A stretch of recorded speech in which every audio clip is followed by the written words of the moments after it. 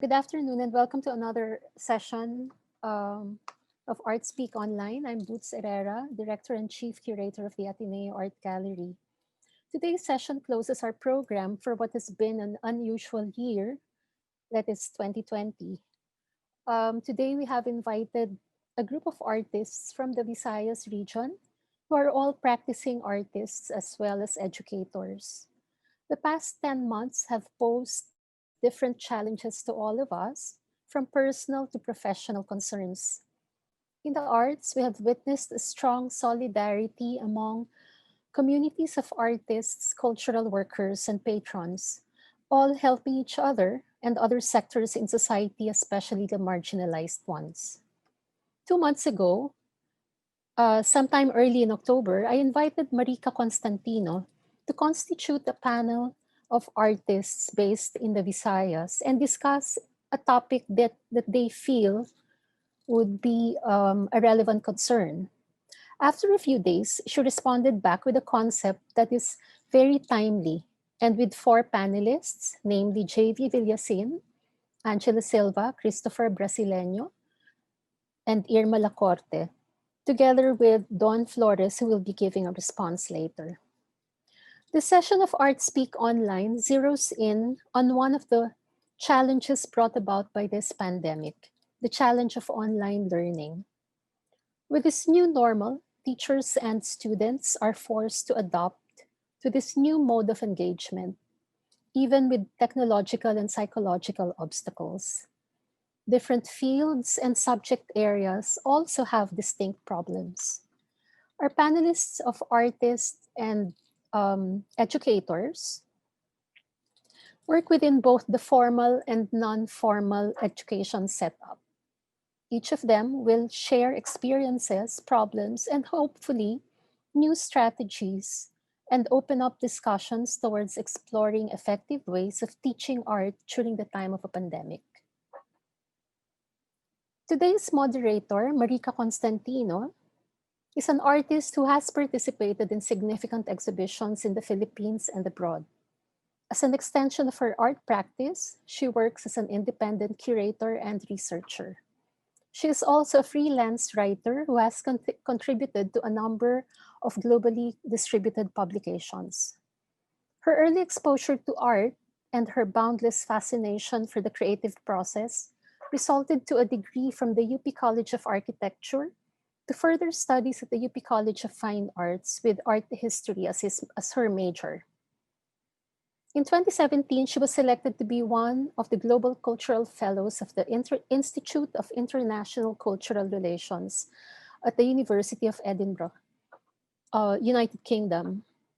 That same year, she was supported by the British Council of Manila to participate in a cultural leadership program at the King's College in London.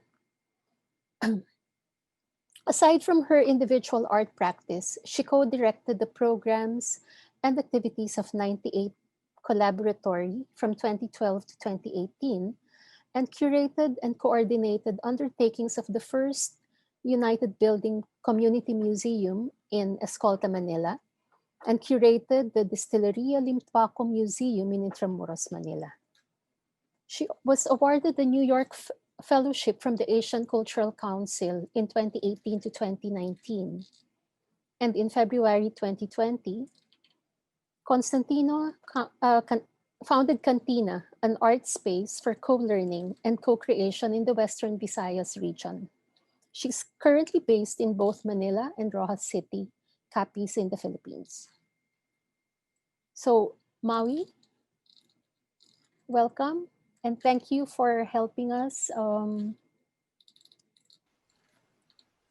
Good afternoon, everyone.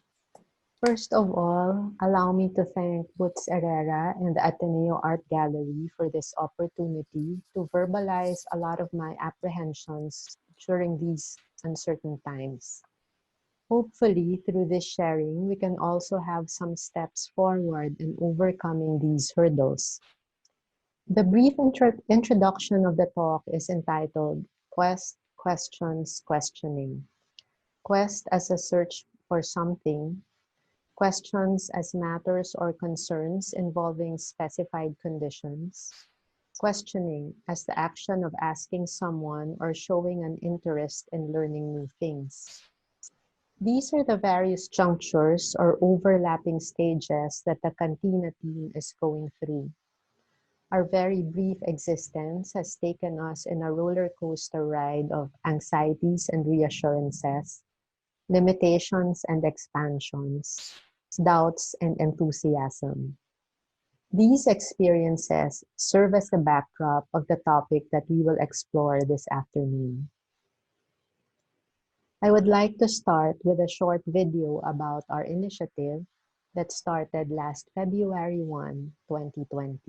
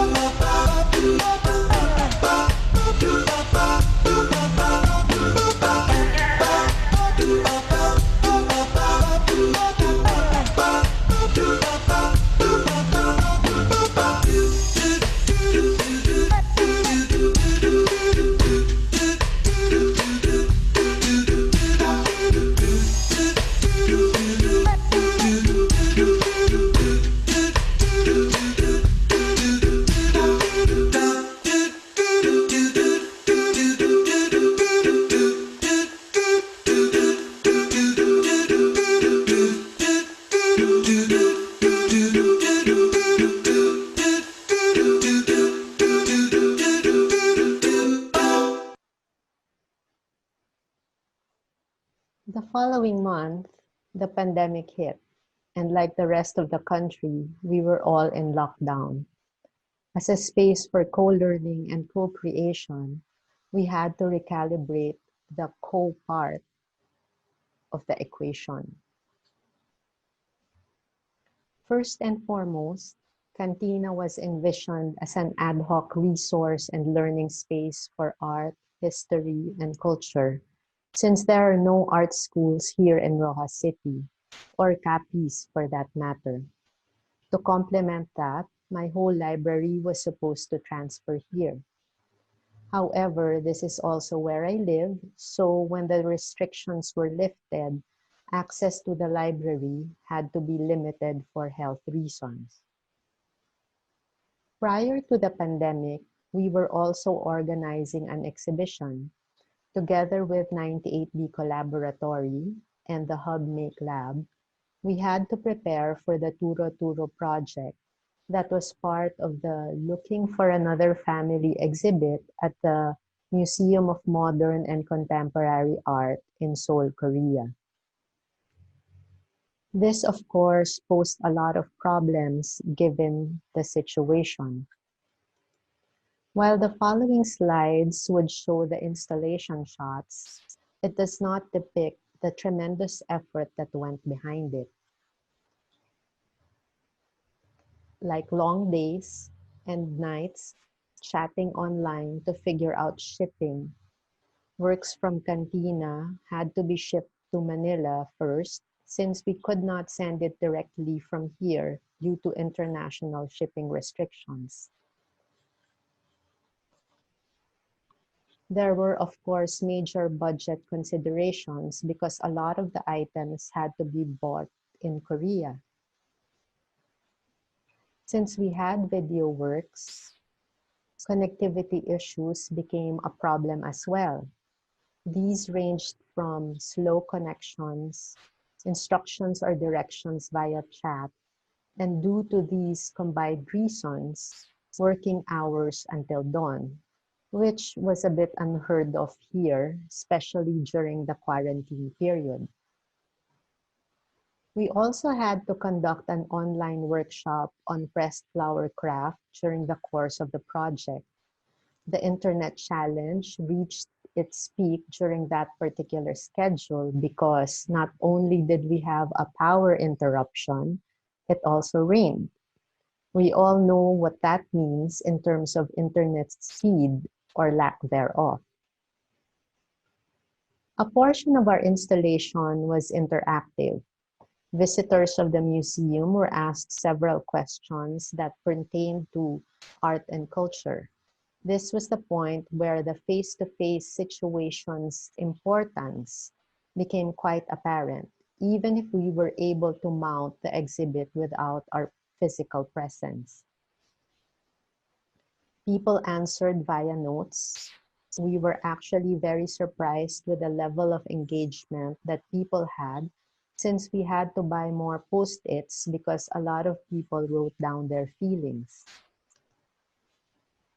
This sort of summed it up.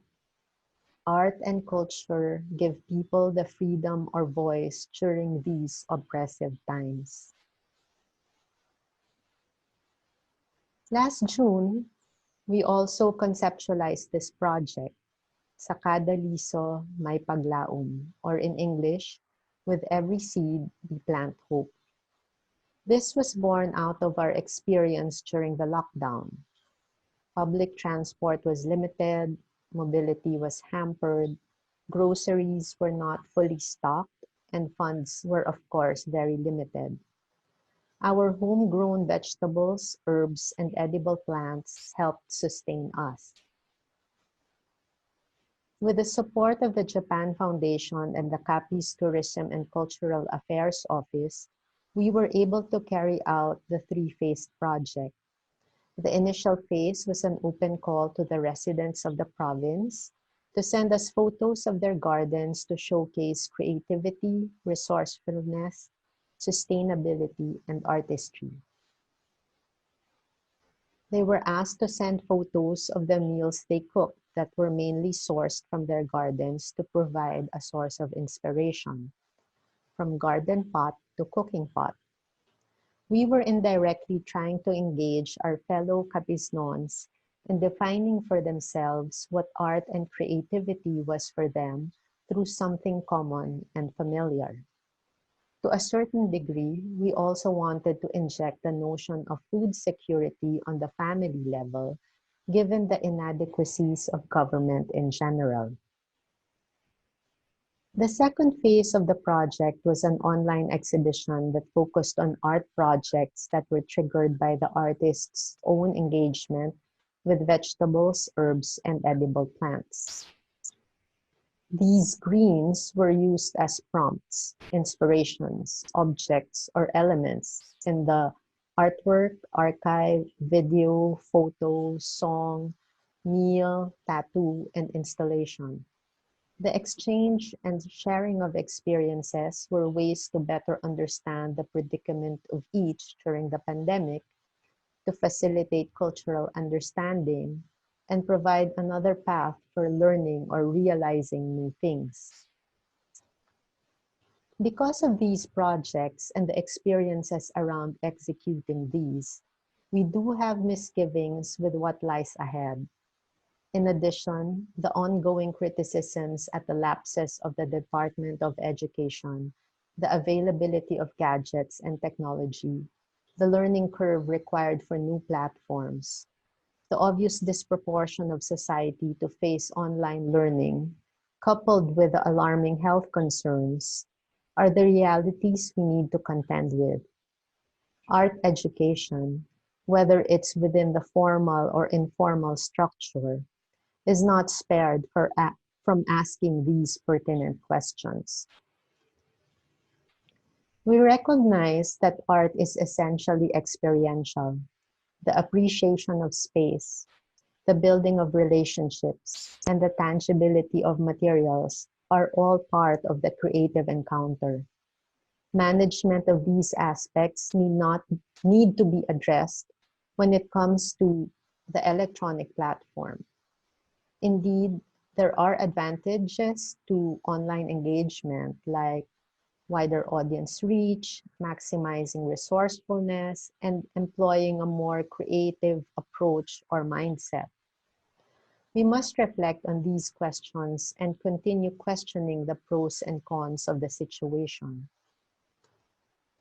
More importantly, we need to endure this quest for art and culture to thrive at the time of a pandemic and to figure out the next steps for the better normal. To help us answer these queries and maybe even ask more questions are practicing artists and teachers who are part of educational institutions or alternative avenues of learning. So let us begin the talk.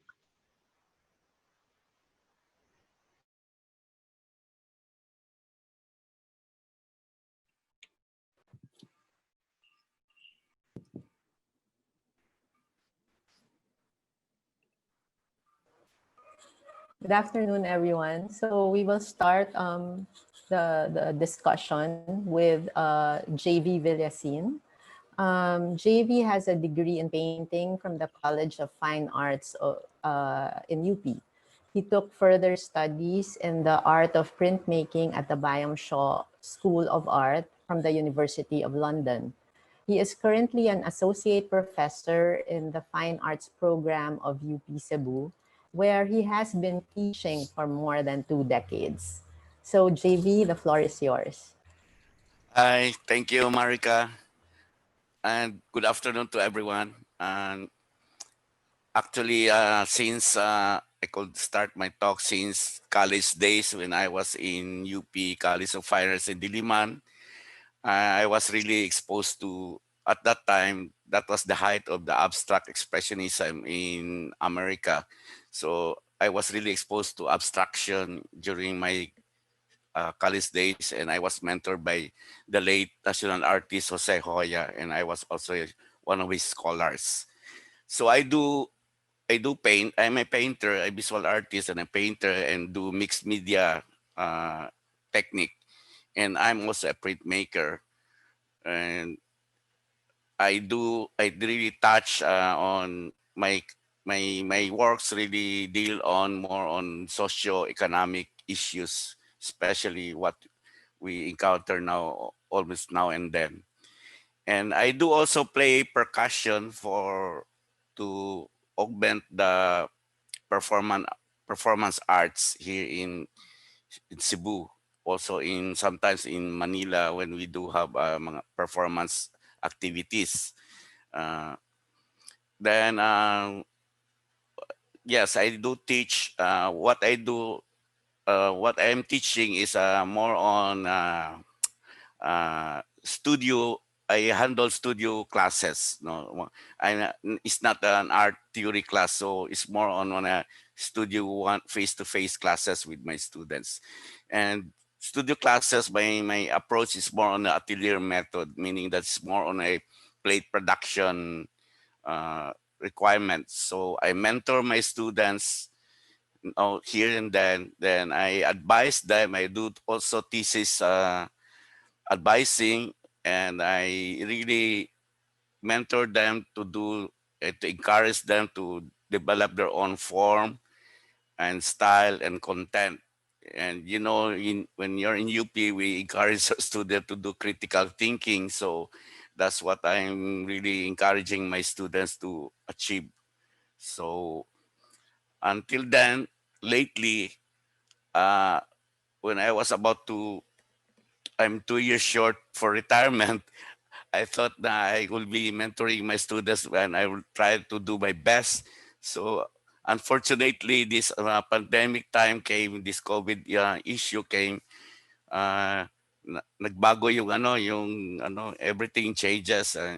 And lately, last March, we were forced in UP to to develop and to produce our own modules, and they call it course packs. And in UP, we have our own platform, which is called VLE. It's called Virtual Learning Experience. And napasubo kami. We were just given 2 months last March and to develop a modules for our courses. So sabi ko, problema talaga ito, how to handle studio classes on online. Plus the fact that I'm not that really that tech savvy, and I'm not really that IT experienced guy.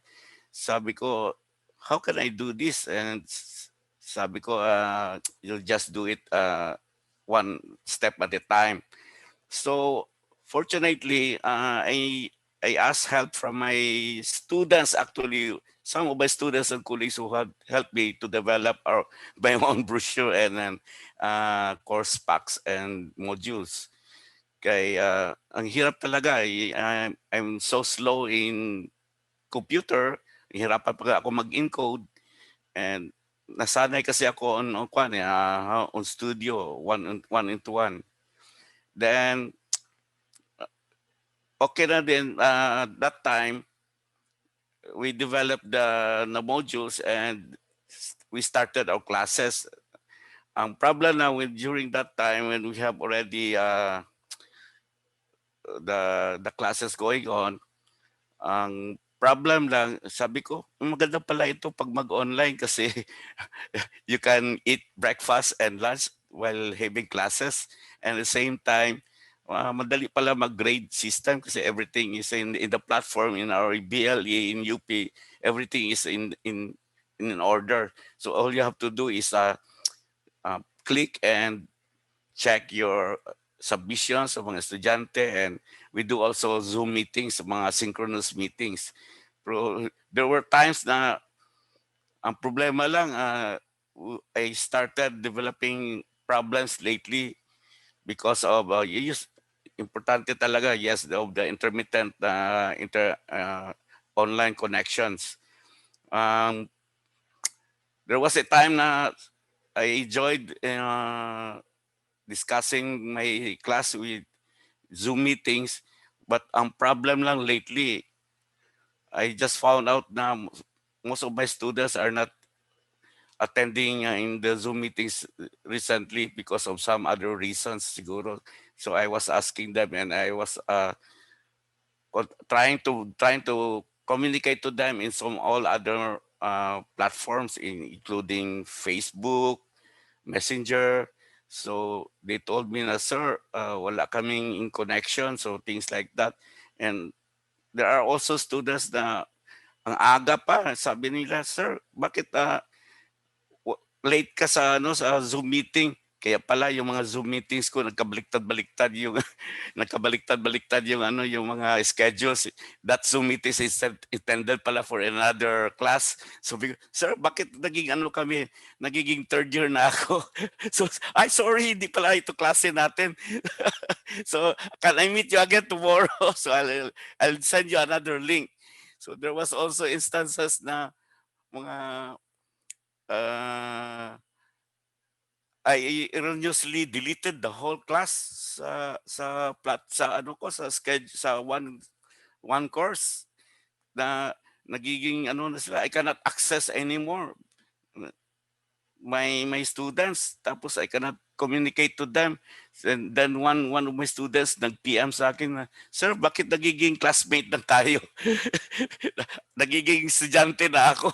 So mga things like that are mga nangyayari sa online because of this BLE, mga platforms na I'm really is learning a learning curve for us, you know, for me to because of this mga VLE or mga Zoom meetings and this mga Google Meet. Then ang another problem po lately that uh, I found out that it's very difficult to handle a studio or a workshop class online because first of all I cannot authenticate the authenticity of their submissions kung sila ba talaga yung nag-drawing because there was one instance na one of my students, it was a fresh first year class na masyado maganda yung drawing niya. So I doubt na baka this was done on digital platform.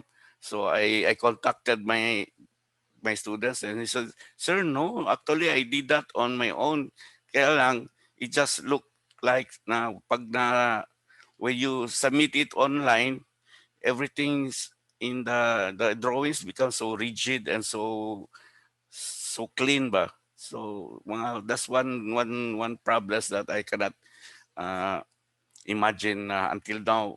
Most of my students are submitting mga so precise and so concise na drawings, no, things like that. And another problem also lately that I noticed na most of my students are submitting na very late. The tendency, ang time nila is getting so they're so fatigued and so worried that they cannot even submit online on time. No, what I mean on time. Ang problem lang kasi kung minsan hindi ko na malaman kung if they're telling the truth kasi sometimes they tell me na, "Sir, wala kaming connection," things like that. "Sir, wala pa akong medium, wala akong materials." So maraming mga problems that they are trying to solve. But I really did my best na to extend the deadlines so everything here is flexible. So mga things like that. Then ang one thing lang na the most important thing that is very difficult to handle a studio is you cannot really check on real time the drawings or the painting of your students because yes because you give them the requirements and you discuss to them what to do and you have to wait again for the submission. So once they submit it, wala na, you cannot intervene, no?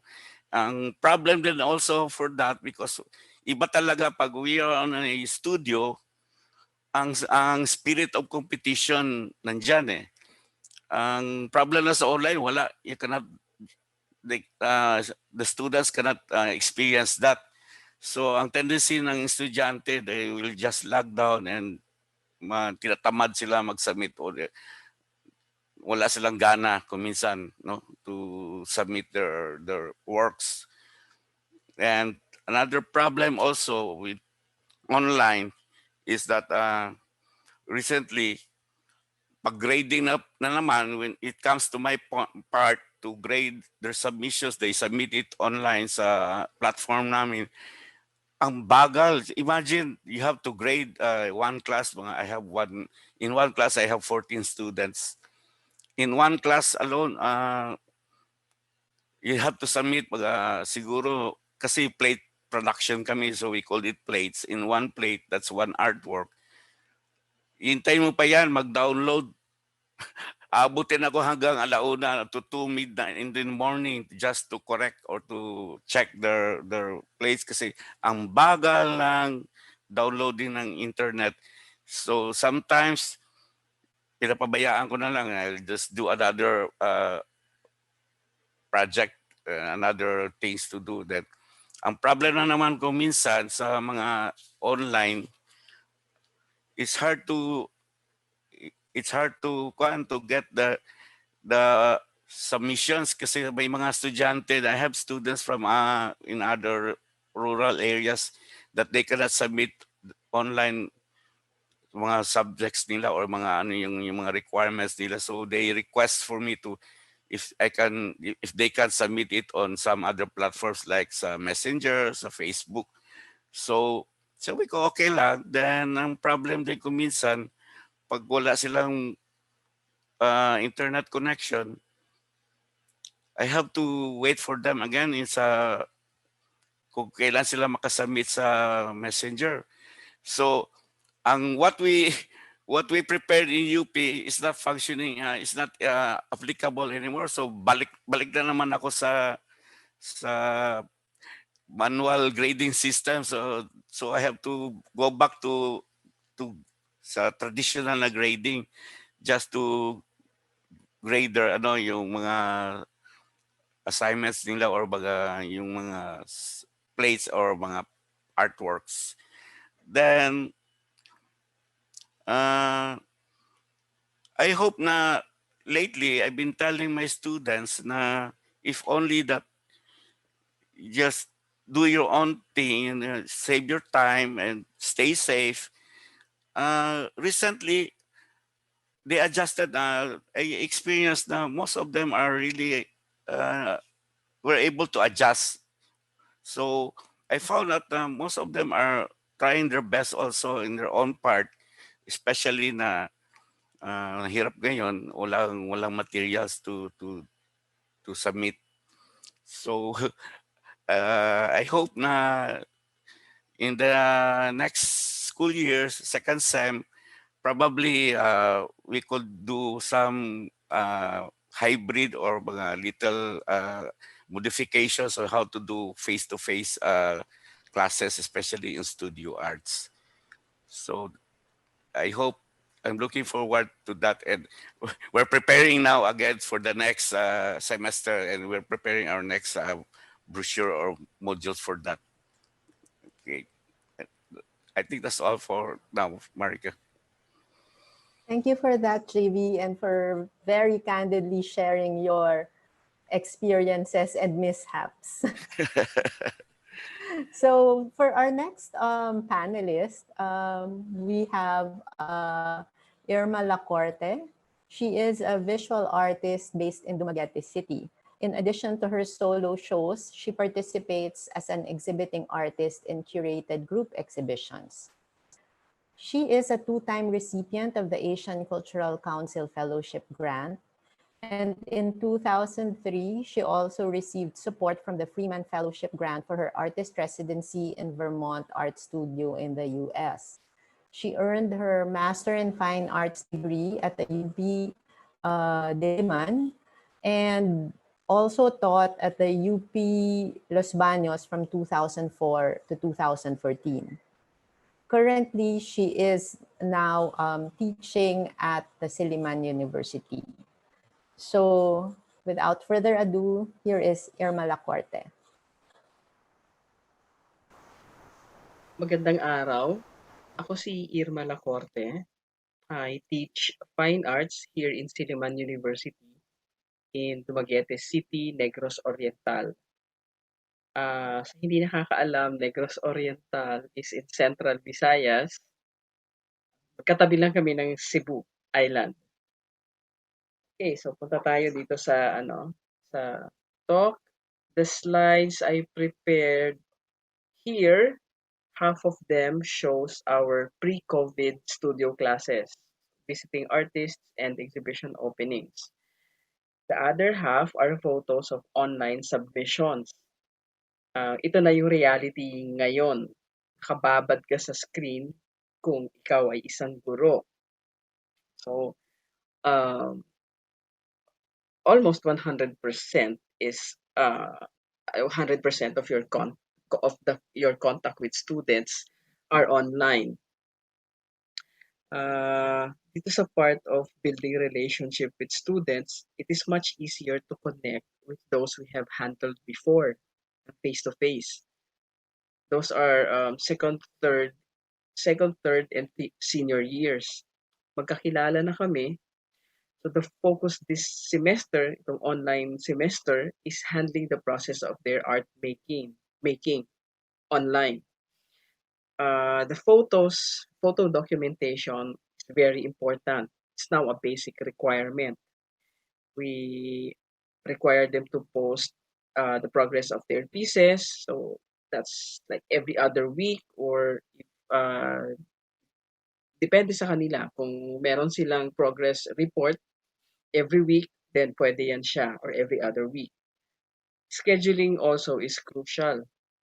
It's impossible to give feedback to all your students, to all my students every week. So the online synchronous meetings are very different. It's always the connection problem.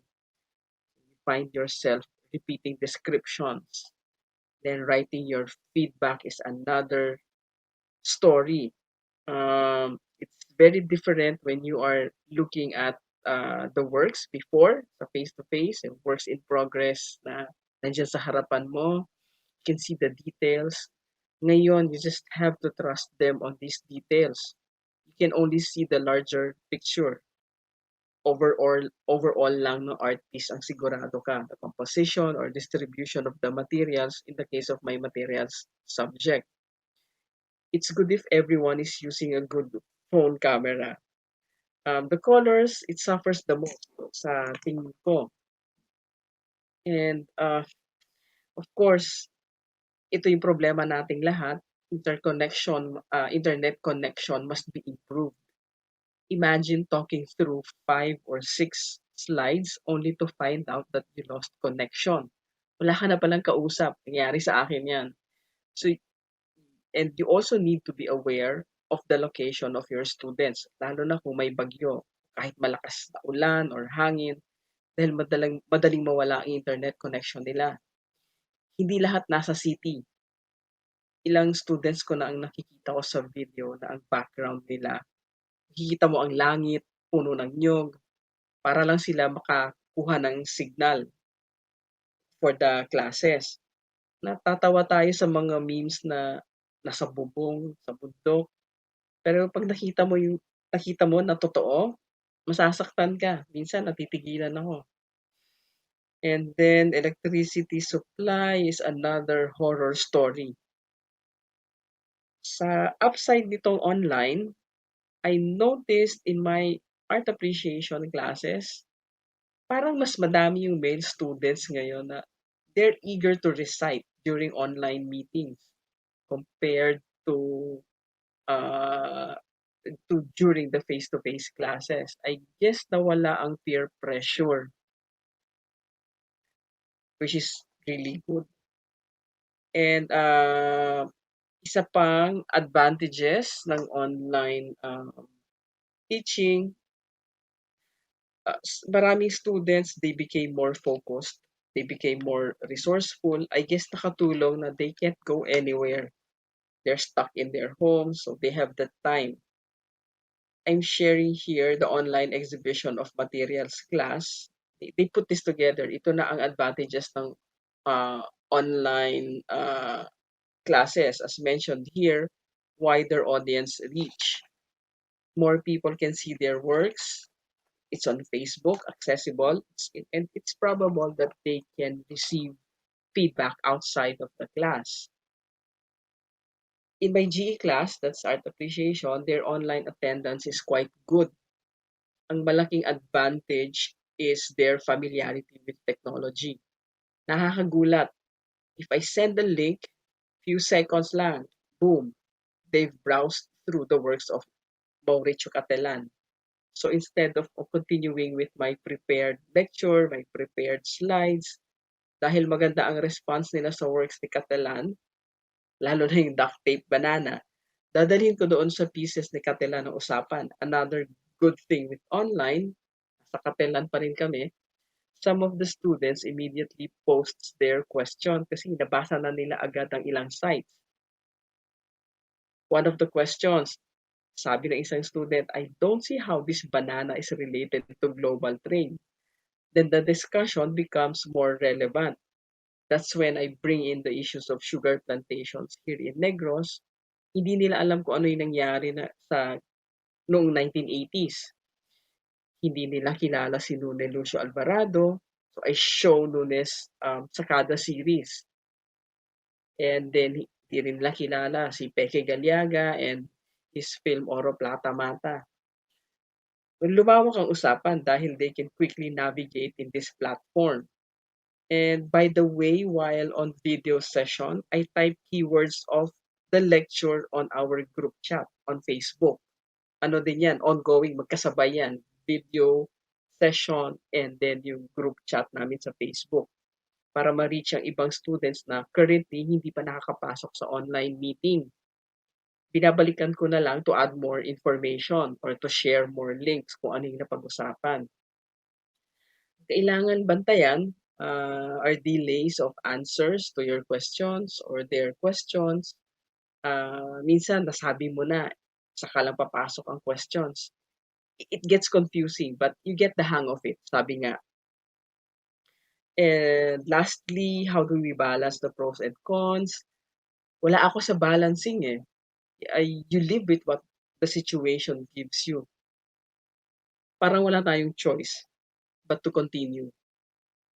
So, I guess that's my share for this talk. Maraming salamat.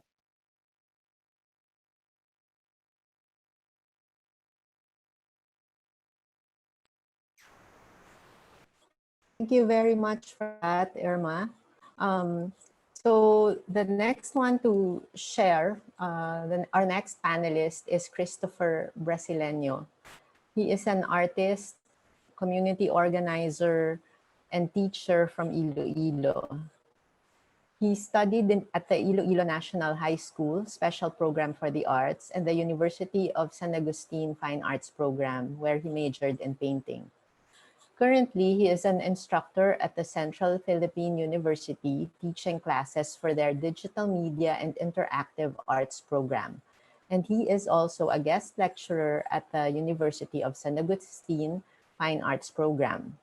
He also does informal art workshops, public art workshops for vulnerable children and youths in conflict with the law, art therapy for physiotherapy patients, painting workshops for the Iloilo City government, and art curriculum seminars for secondary public school teachers. He is also a recipient of a supplementary grant to hold workshops, artist talks, or artwork books for the NCCA in 2021. So obviously, he has experience in both the formal and informal structures of education. So Chris will be sharing and threading his navigation through these two forms. So Chris?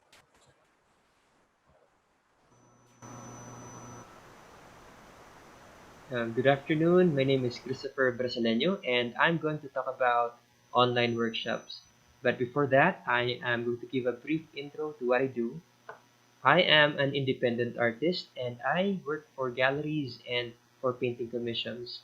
I'm also an art instructor for Central Philippine University, teaching digital media and interactive arts. And I also teach at the University of San Agustin under the Fine Arts program. I do exhibits and do exhibitions for various art organizations like the Iloilo Visual Artists Collective and the Viva Expon organization in Iloilo. I hold art workshops. An example here is a figure drawing workshop organized in partnership with the Iloilo Museum of Contemporary Art. I do community engaged art projects in partnership with various institutions, NGOs, and LGU. So here are things that I teach. I do formal and informal classes. Subjects include traditional art like fundamentals, principles, drawing, painting, and materials. Other subjects is on digital illustration like graphic art, digital drawing, and 2D animation. I also do a little bit of multimedia art like 3D modeling and rendering and interactive media. In my workshops I do before the pandemic, I did face-to-face workshops, either one-on-one tutorials or in small classes of 5 to 20 students. During the pandemic, I was able to cater to as much as 30 students in one class. My tools in doing workshops: I employ old tools like traditional media like oil paint, graphite, and charcoal, and new tools as well that use technology appropriate in the current setting. Examples of those new tools are the various software and the graphics tablet. I believe convergence happens when we use new tools to teach old techniques and vice versa.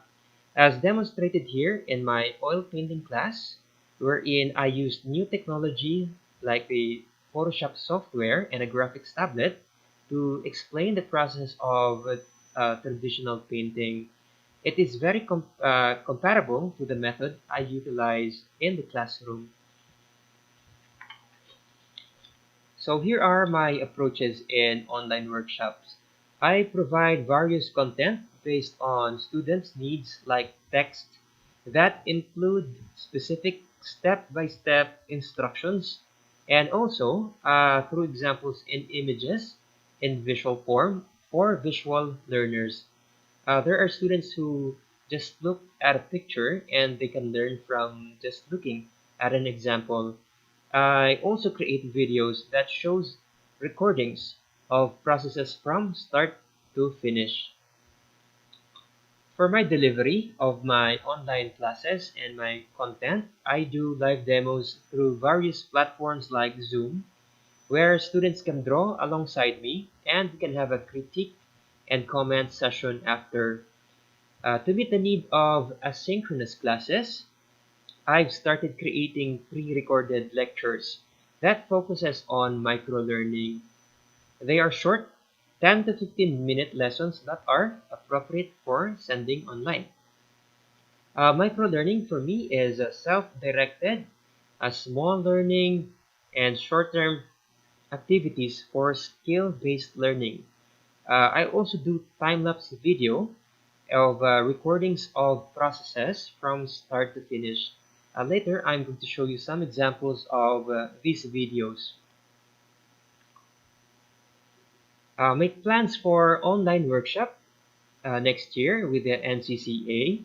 I intend to include topics on figure drawing, basic oil painting techniques, and software-specific activities like doing Filipino architecture using Adobe Illustrator. In comparing pre-COVID and during the COVID times of uh, workshops and online seminars, through my years in teaching, I was able to gather data on student progress, and I was able to compare and assess both my performance and students' performance as well. The picture on the left shows the output of students under a 10-day face-to-face workshop. I gave them activities on the first day of class, and I call it the pre-instruction activity. And on the next second picture is their work after the 10-day period. And I can see that they were able to show a lot of progress and a lot of improvement from their first day. And the next picture on the right is the product of 6 weeks or around 30 days of daily online classes. And through these data, I'm able to compare the effectivity of my lessons during the pre-pandemic and during the pandemic lessons. So the way that I engage my students through workshops, I sometimes introduce games and collaborations and online discussions and critiquing sessions for added interactivity. Going back to my online workshops, I have done a preparatory project, and I call this project the 100 Portraits Project and 100 Nudes Project. I plan to create hundreds of these drawings in preparation for my demonstrations. And I also plan to take videos of the process. And so far, I have amassed a collection of these videos for use in my future workshops and demonstrations. Here is an example of my curriculum for my online workshops. I have done prep. I start with the basic topics like materials, ways to hold a pencil, the different grades of pencil, and the fundamental techniques to start a drawing. So these are short activities and they become complex and lengthy as we progress into the different activities. In the next slides, I'm going to show you some videos of the different topics that I include in my workshop. Here are previews of oil painting sessions, and here is an oil painting time lapse of 2 to 3 minutes, but I'm going to show you the sped up version of that video.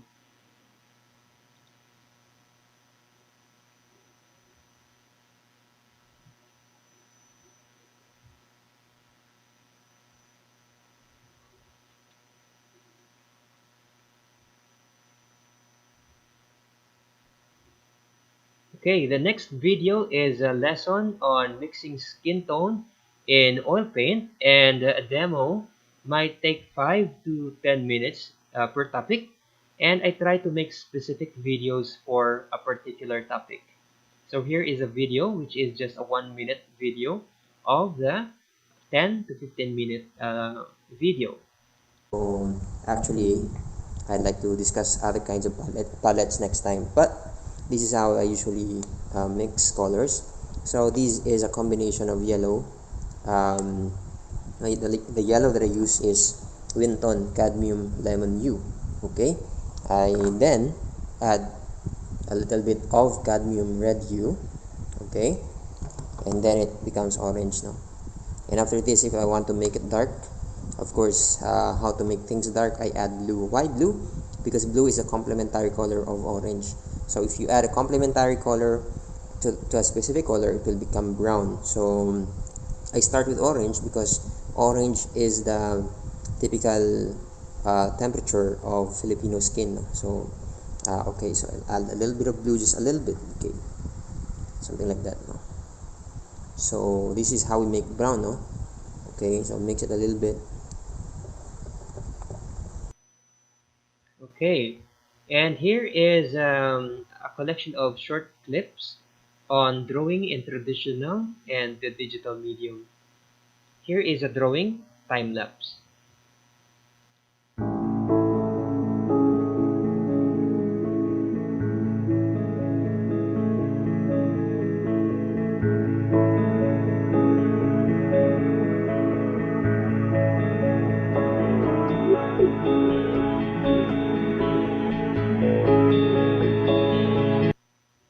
And here is another example of a 5 to 10 minute lecture for asynchronous classes, and I'm just going to show you around a few seconds of that particular topic.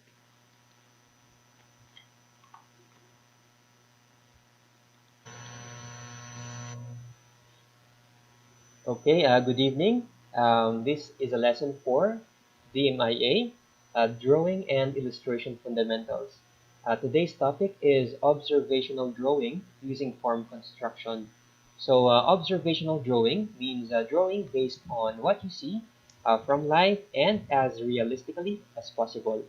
And form construction is drawing based on using the basic forms that we have here, examples of the basic forms are the sphere, the cube, the pyramid, the cone, and the cylinder. Okay, in the next slides, I'm going to show you some examples of online models that I use as a reference for my online workshops. So here is a paid workshop in various topics that can be accessed in sites like domestica.org, and we also have a free classes and sessions that can be acquired through sites like drawabox.com. And one of the questions asked to us by the moderator is what is lost in online classes? For sure, I certainly missed the interactivity of face-to-face classes because there are certain topics that do not translate well online, and most importantly, the social aspect of classes that is shown through collaboration and exhibitions. So here are just some of my recommendations. I am recommending a simple image-based online bulletin boards and a community forum and more partnership with the LGU and private institutions to supplement the online workshops that we do. And here are references for those who would like to know the kind of software that I use to record videos for my online classes. And that concludes my short presentation on online workshops. You can reach me through these addresses and websites. Thank you so much.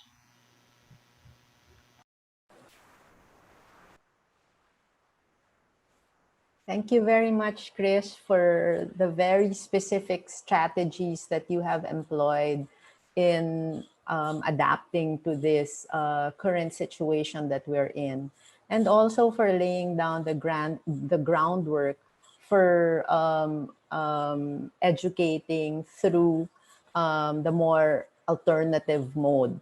So to further explore that, to help navigate I guess the more workshop mode of art education is Angela Silva.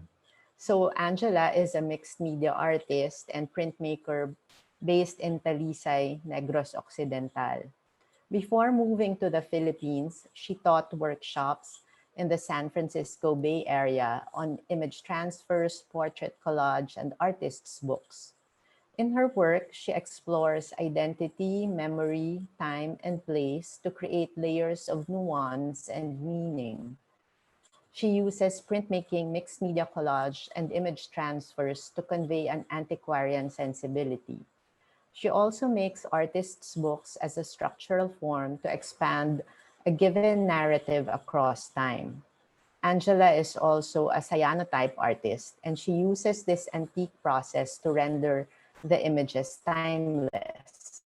So to share this afternoon her experiences in conducting workshops and her further plans, here is Angela Silva.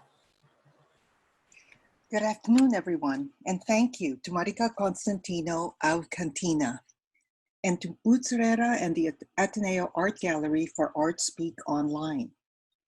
My name is Angela Silva, and I'm the last presenter in the group, and I will give you my perspective as an informal educator outside of the academic world as a freelance workshop instructor.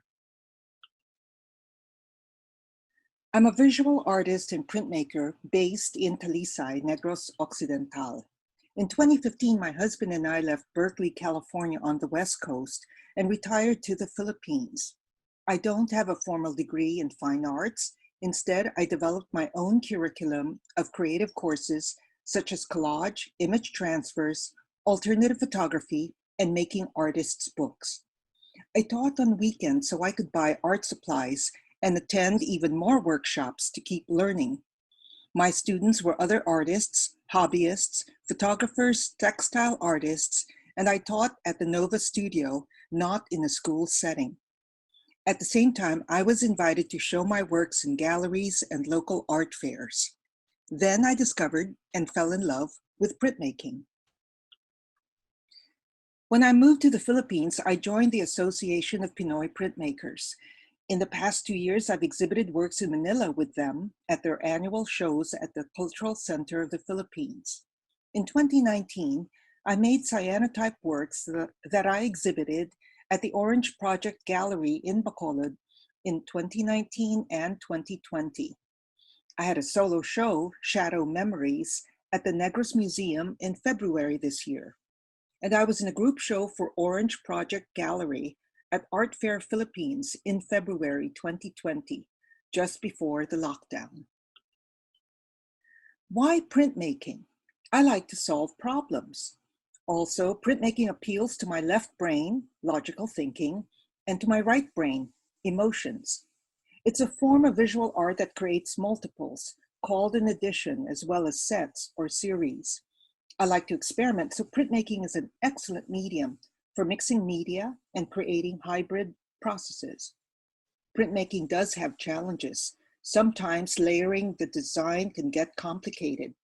It's hard to get supplies here in the Philippines.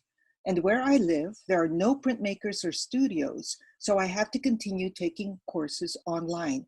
I have to keep up with learning new techniques.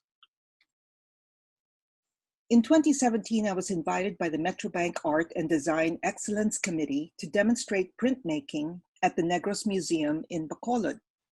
Our audience was made up of local school teachers who were interested in printmaking for teaching art in high school and college. Two Negrense artists joined me. I demonstrated photo intaglio with my small desktop press. Jude Jacosalem silk-screened a bahay kubo onto pita bread using chocolate syrup. And Roy Aguilar showed how to carve and ink rubber cuts. We repeated the same demonstrations at the Orange Project Gallery to local artists and called it Jamming with the Prints. Print Day in May is an informal international event where printmakers all over the world plan to print on the last Saturday in May. So in 2018, I held a rubber cut workshop at the Once Cafe at the Art District in Bacolod. It was a free workshop with all tools and materials supplied. There was enough time to make several prints that we could exchange with each other. The next year, I was invited to show at the Association of Pinoy Printmakers annual show at the CCP for an interactive exhibit called Hands On. So Print Day in May 2019 became two workshops where I invited artists to collaborate with me. My piece was called An Exquisite Corpse of Prints. The artists carved rubber cuts and scratched dry point on acrylic sheets to make the plates. I inked and printed 16 plates, and each print was cut up into thirds, the head, the body, and legs, and you turn the pages to change the image. I also love making cyanotype prints called blueprints, a very early form of photography before film and cameras were invented. You paint light-sensitive material onto paper or fabric and expose it to the sun to create images. I taught a wet cyanotype process, a fast and furious technique, at the Art Fair Philippines with Alexis Oshima. That was in February this year when I also exhibited cyanotype works at the Orange Project booth. Shortly after Art Fair in February, the Philippines locked down because of the COVID pandemic. My show, Shadow Memories, at the Negros Museum in Bacolod ended abruptly when it had to close. I was planning a print fair for Viva ExCon 2020, the biennial celebration in the Visayas for the visual arts, now in its 16th celebration. The planned date was November, just last month. The print fair would have included an exhibit, collaborations, print exchanges, demonstrations, and workshops for several days at the Negros Museum. So that artists could join the print exhibit, I was going to travel to the different islands in the Visayas and teach printmaking. I would bring my portable etching press, and local friends and printmakers would help me conduct workshops. This big plan got stalled when we locked down. The quarantines, lockdowns, and social distancing made me think hard. How can I continue demos and workshops online? How can I collaborate with artist groups on other islands? How can I, a senior, be be safe? How can I make the print fair still happen? In lockdown, I took online workshops to learn how good instructors taught effectively. I joined Facebook groups for art educators of printmaking who were sharing online teaching techniques. I decided to proceed with the print fair through online workshops and a virtual exhibit. Printmaking is a practice. You need tools, equipment, and supplies, usually in a studio setting. Teaching remotely by going online is a huge challenge, especially with connectivity. Sharing videos requires a lot of bandwidth, students using their phones with or without Wi-Fi. To overcome this, you should know the types of files that take up bandwidth and learn the features of software for remote learning, Zoom, Google Meets, Facebook.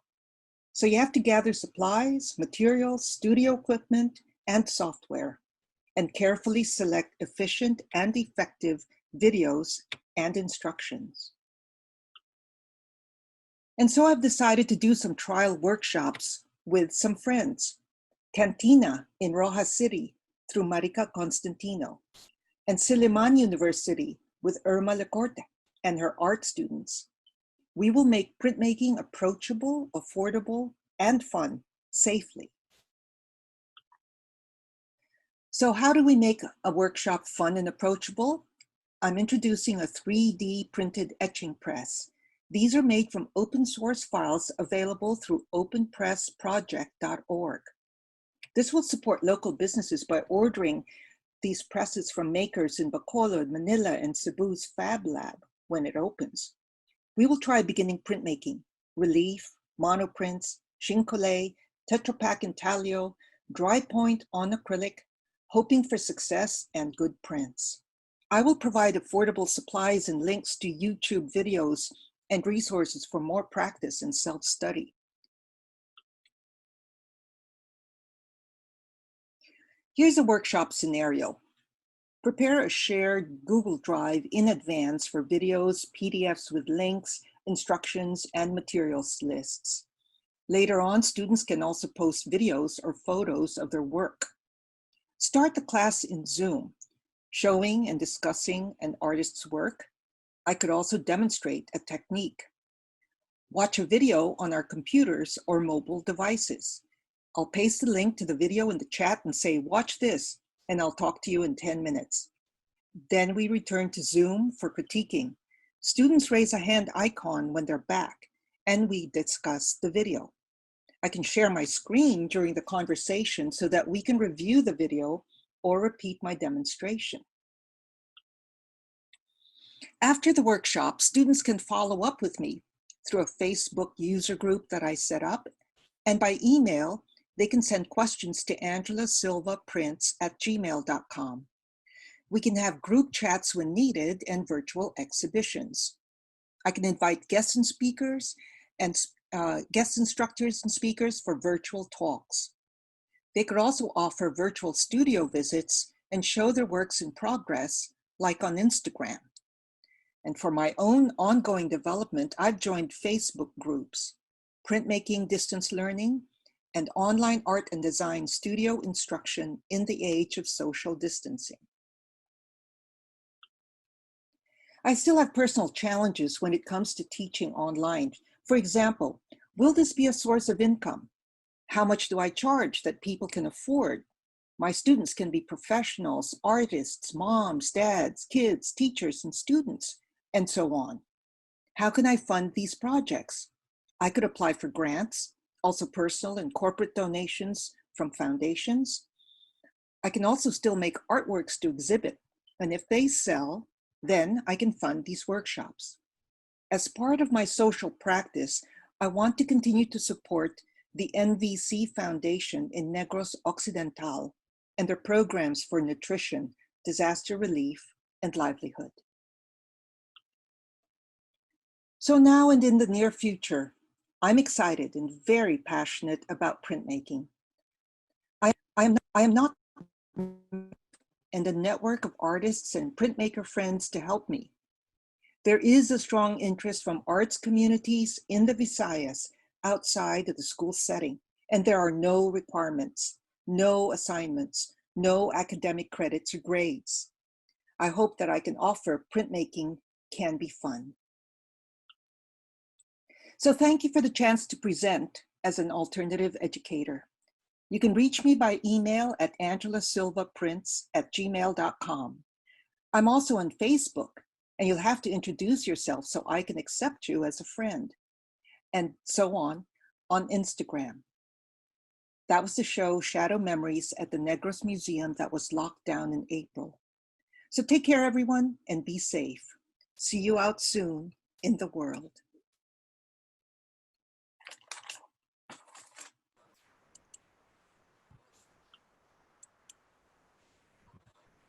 Thank you so much for that, Angela.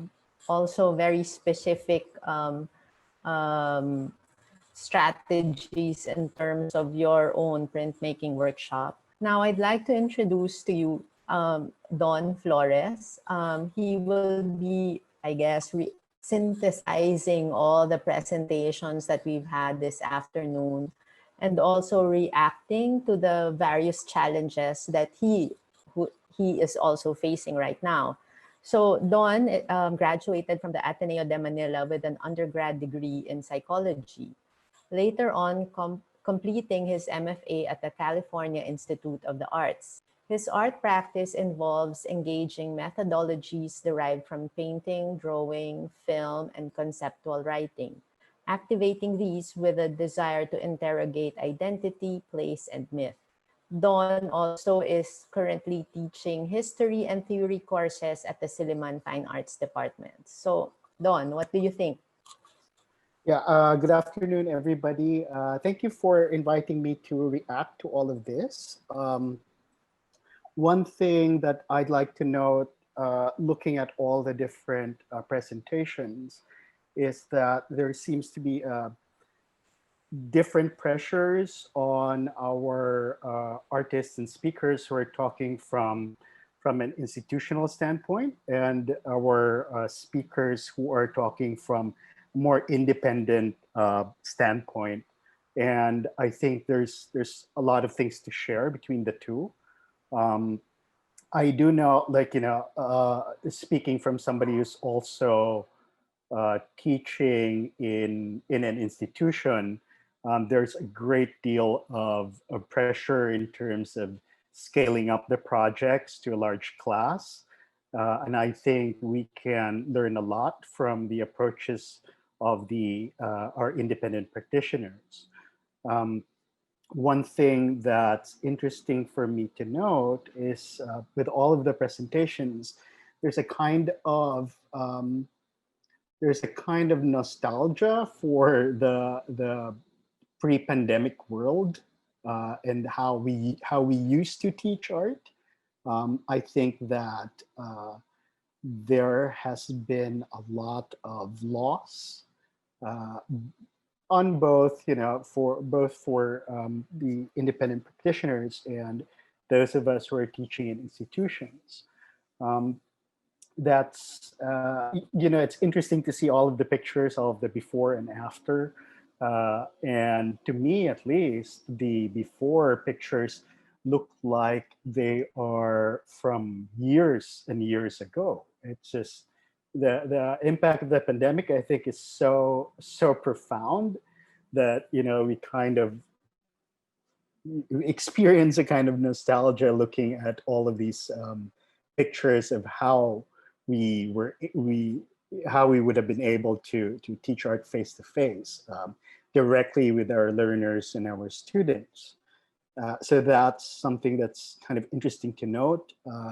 There is a definite feeling of loss, I think, for all of us, not just in terms of opportunities, but also in terms of our relationship with our students, our relationship with our learners. I think it's something that we are struggling with, whether we're doing this from an institutional point of view or from as independent practitioners.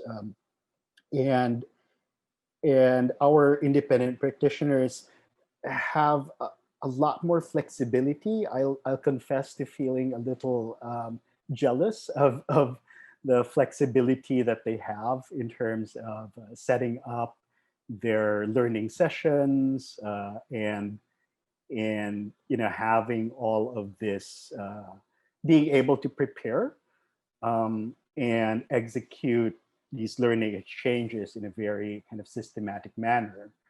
Um, for Javy and Irma, who I share workspaces with, um, I understand your pain. And it's very, very difficult. Um, and one question I feel that might be able to kind of synthesize all these things that we're going through is to first of all note that there is a tremendous reduction in our abilities to reach people as artists and as teachers. We are in some way we are reduced in our capacity to do that during this time of pandemic.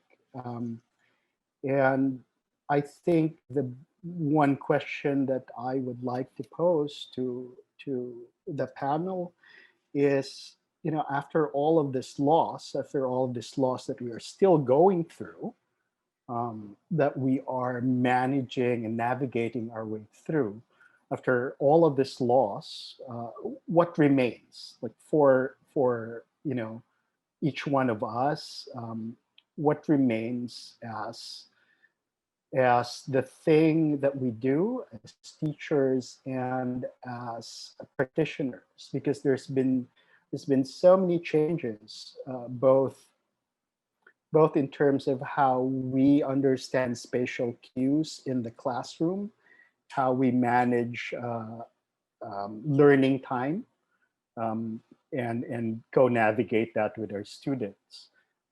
But I'd like to perhaps at this point focus on what remains, what we still have, right? The agency that we still have.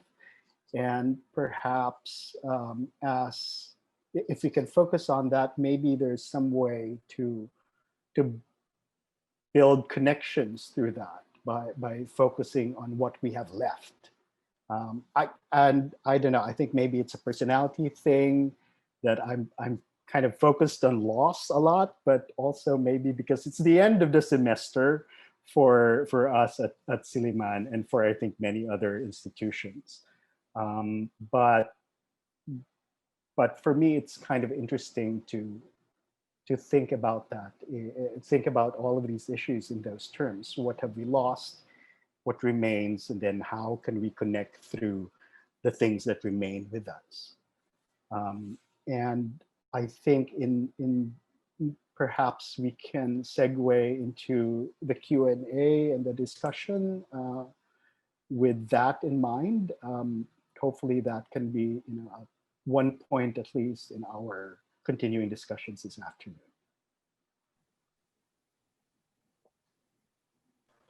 Yeah, so that's a actually very profound thought. And maybe let me respond to you first. Maybe that's also the reason why this topic actually proposed to Boots and the Ateneo Art Gallery, because it's about, like, I was really thinking how, with everything that's happening, and it's not just within our immediate locality, you see different hardships and problems that that expand throughout the country and even to the world, no? But specific to our own practices, how do we make light of this? Given the small things that we have on hand, how do we continue? No, so I guess that's why it's like I'm very happy with how you framed your question, because that was really the impetus of this whole topic. And I guess maybe to begin with, like, maybe for me, it was really about like harnessing whatever connections that we have. So that's maybe the first thing. And using that connection, how would we be able to not just share the burden, but also arrive at different possibilities or strategies in terms of moving forward. So maybe I would also like to ask the other panelists to sort of share your thoughts with regards to what Dawn has mentioned or has asked. Let's start with Angela, maybe. Oops. Okay. Can you hear me? Yep. I guess, Don, you were making more of a comment than a question, I think, unless I was, missing something. But when I was listening to JV and Irma and feeling their pain, it was heartbreaking. It's like they're frontliners trying to teach and keep students motivated and then share. And at the same time, personally, they also are tired. And I started to keep thinking, it bothered me after we had some initial discussions. How could the informal community of artists help? Because I have a network of friends, I have a network of printmakers, and we all are very responsive to each other. So I don't know how to coordinate with an institution like UP that might be closed. There are, I could ask this of Ateneo and LaSalle and PWU, all the private institutions. What are your continuing education programs for outside students, for non-students, non-tuition paying students, expanding it to the community? Because art making is still very necessary for dealing with feelings and this pandemic. So creative outlets, that's what I'm trying to get at, and that's what I want to offer. I think that's about it. What about the others? Irma, JV, Chris, do you want to like chime in? Oh, yes, JV. Yeah, you're right, Angela. Pero actually, yeah, Don, you're right. We still have that pain. Pero ang problem is that, like for us, for example, here in UP, they're giving us another load of assignments for in preparation for the next semesters, without even thinking, how can we do that again, as we did this these semesters that we're just ending, no? So we're going to another breakthrough for in preparation for the next semesters, and I just cannot imagine. And they gave me another load assignments on printmaking, Angela. As I've been telling you uh, days ago. As a matter of fact, yesterday I went to UP actually face to face with some of my colleagues. We did a little workshop on how we can manage this for the next semesters. But problem is that UP is not thinking actually for our own courses. No, the iba-ibang iniisip nila, UP system wide. So I don't know what is gonna happen for the next semester, but I am still preparing for something very new, and I'm still doing it right now. Ikaw, Eh, Irma, yes.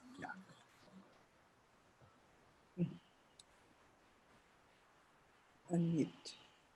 Nakamute ka pa. Okay. Okay, Hello? there. Yes. Okay. Kami dito sa Fine Arts ng Siliman, same thing kay Javy, parang para kayo iniwan sa ere. I guess sa lahat naman yata ng institutions kasi hindi naman tayo ready dito sa situation. So we plan, sabi nga ni Don, our chair of the department, let's meet and talk about how to handle the next semester. How can we make it more smooth or siguro easier for us. Hindi pa namin alam kung paano yan, pero papag-usapan namin yan. So meron namang meron kaming plans para to make it lighter, to make the workload lighter. Sana nga maging lighter. So yun lang yung Chris, do you want to add anything? Hello, yes. Yeah, I agree with the views of Sir Don and Irma and Sir JB. I really feel and understand the pain of teachers who are in institutions because sometimes there is also a lack of support for certain courses because of the existing standards and existing formats that we use. That's why we just do and be creative with our ways to teach students. And this pandemic gave us those opportunities to find ways. And I really like the printmaking workshop of Miss Angela because the students can actually have something that tangible and tactile as compared to just watching something online. They can have something they touch from the instructors. Don, you wanted to say something? I think it's interesting how, you know, people are kind of phrasing this. And I think this was also another thing that was in the back of my head. Uh, there's actually a lot of emotional labor here that we are all doing that is not codified by the systems that we work with, particularly for the people in the institutions. There's a lot of we need to reach out to students. We need to motivate them. They need to respond back as well, and that becomes very, very tricky because it doesn't seem to be part of the equation for many institutions. That there's a kind of disjointedness where that's concerned, and it's really like I feel like it's like we're all in this together and we kind of have to take care of ourselves. I don't because I'll confess to thinking in the back of my mind that I go to myself, well, what if we don't submit the modules for next semester? What will they do? Will they kick us out? Can they afford to kick us out? But that's me. I'm kind of fatalistic in that way. But and Irma and I talk about this a lot, and I really feel like there's this talk is so interesting, and I'd like to thank Marika and the Ateneo people for setting this up, because we realized we're all kind of in very similar situations, but also that there's, I think, a lot of possibility in terms of interacting and providing that kind of solidarity across all our practices. Um, like Irma says, parang iniwanan na lang tayo dyan, and whatever happens, happens. And I feel also because it's things like you set up a discussion board for your students on Facebook outside of whatever system the institution is running. That's something that's working for us. It's little things like that. And perhaps all of these online systems, maybe we can start to get them interacting with each other. I think the exchanges are no longer direct, right? Everything is mediated. There's so many in terms of the temporality of the situation as well. Some people can respond right away. Some people will take days or weeks to respond. So I like Angela's declaration earlier of things not having any academic credit or any grade, or it removes so much pressure and focuses us all on the practice of making art and sharing art with each other. And I think that that's something very, very important. So maybe we can all set up a Facebook group. But I don't know, it's those things, right? It's a lot of essentially the emotional labor is not really something that is codified and can't be codified. But it's also completely ignored by many institutions. And I think that we're all alone, right? We can't depend on these larger structures anymore, which makes us, I feel, with like Kristoffer and Angela's approaches, we need to kind of learn from that, maybe, that there's a kind of flexibility that we have to nurture, but also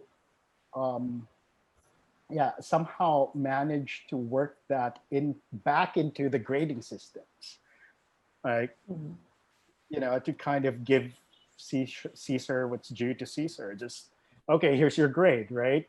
And all of these interactions are happening. Just give me a documentation of it, and then we're all cool. But sometimes it's very hard to get through to administration about these things. So like Camille, Irma, we just kind of work our own thing on the side, and because the university also has its own system in place, we try to interact with that as much as we can, but only to the required amount, because it's a very bad fit for the arts. It's a very bad fit in terms of how we all understand our teaching to be. It's actually good that you pointed that out, like the disregard for the labor of the teachers, because that's also one of the interesting things with regards to this topic. It's really about not specifically to arrive at solutions, but at least to take the first step in acknowledging that these are the problems, and that your artist teachers are really doing work usually outside of the supposed system, and that has to be recognized. And hopefully all of us, and even with the participants that we have right now, that they can also look at this as this panel as some sort of place wherein maybe arrive at some, I guess, a different way of thinking or something. And maybe with that, I want to turn us over to Boots, because I think there are some questions that were posed. Yeah. Well, first I'd like to say thank you for this very engaging discussion, and for your for sharing your experiences. I had a general expectation when we were planning this, but I didn't expect that it would be this specific, no? And also, I think you're opening some possible projects in the future, maybe. No, we can talk about that later. But I also want to point out that listening to the presentations, it was quite interesting between Irma and Javy. You both cited the lack of peer pressure, but it had different effects on your students. For Javy, you said that because there was no spirit of competition, parang tinatamad yung mga estudyante, no? In the case of Irma, and specifically for Art App, the lack of peer pressure allowed students to be more relaxed and confident. No? So I thought that was interesting, but I guess it was because studio arts context is different from an art appreciation context. Mm. So it's interesting how different people or and different contexts respond to the same situation. No? Yes, so let's move to JV, if you don't mind, I'd like to read out the Yes. earlier questions that you have replied to for the benefit of the other attendees. No? So from Monette de Tor, um, her question is, UP recently issued a statement that all students will pass the school year. What are your thoughts on this? How do you motivate students to still give effort and, more importantly, attend synchronous classes? Mm, Uh, So okay. yeah, if you can share your ano na rin, because Yeah. not everyone Actually, can read it. yeah. Actually, I answered privately to her. Mm-mm, mm-mm, Then, yes, yeah. UP, we have a policy that everybody will pass, and there will be no force drop. May problema nga ako because I have actually two students who he didn't show up since the time first day of classes until today. So I've been trying my best to communicate to her, and wala talaga no response. So I asked our college secretary, "O, paano ito? How can do I have to drop her?" He said, "I can drop her." Sabi niya, bigyan mo na lang ng INC. Everybody has to be given an incomplete. mm, mm-mm, So I responded, "Okay, so incomplete, but if try, she will complete it next time or she will be back, she has to complete the whole course." mm-mm, So yeah. parang ganun na lang din yan, parang Mm, Consuelo de Bobo. Yeah, that's true. But I'm so lucky, Boots, because of I am handling for the first time. I'm handling two freshman courses, sections, mga first year. So far, I have only two who didn't make it. mm-mm. The other one is that unfortunately she filed a leave of absence Leave because of of absence. health reasons, Mm-mm. and the other guy is that he didn't show up na because na depressed daw siya kasi namatay yung aso niya, things like that. Okay. Pero baka So, trigger din yon, no, dun yes, sa yeah. other Yung causes mga of millennials depression. issue. But Oo. fortunately, they're doing fine. But ang problem is that first year pa kasi ito to start with. But uh, I'm I'm hoping na in the future, siguro mga next years to come by, uh, magka face to face na because as what I said, pag nasa studio class ka, dapat lahat everyday yan, parang may art competition yan, especially in UP. So that's what my answer is. So far, I'm doing a lot of synchronous meetings. Tapos na kami. We're done. Actually, we're all done. We're on our final week now. For them, it's hell week. But it's not really that hell. Kasi we've been to hell since pandemic time. So I'm looking forward now for the last final submission. But Mm-mm. there was also one question and answer. How can I critique that? I'll answer Yes, the land oo. this time.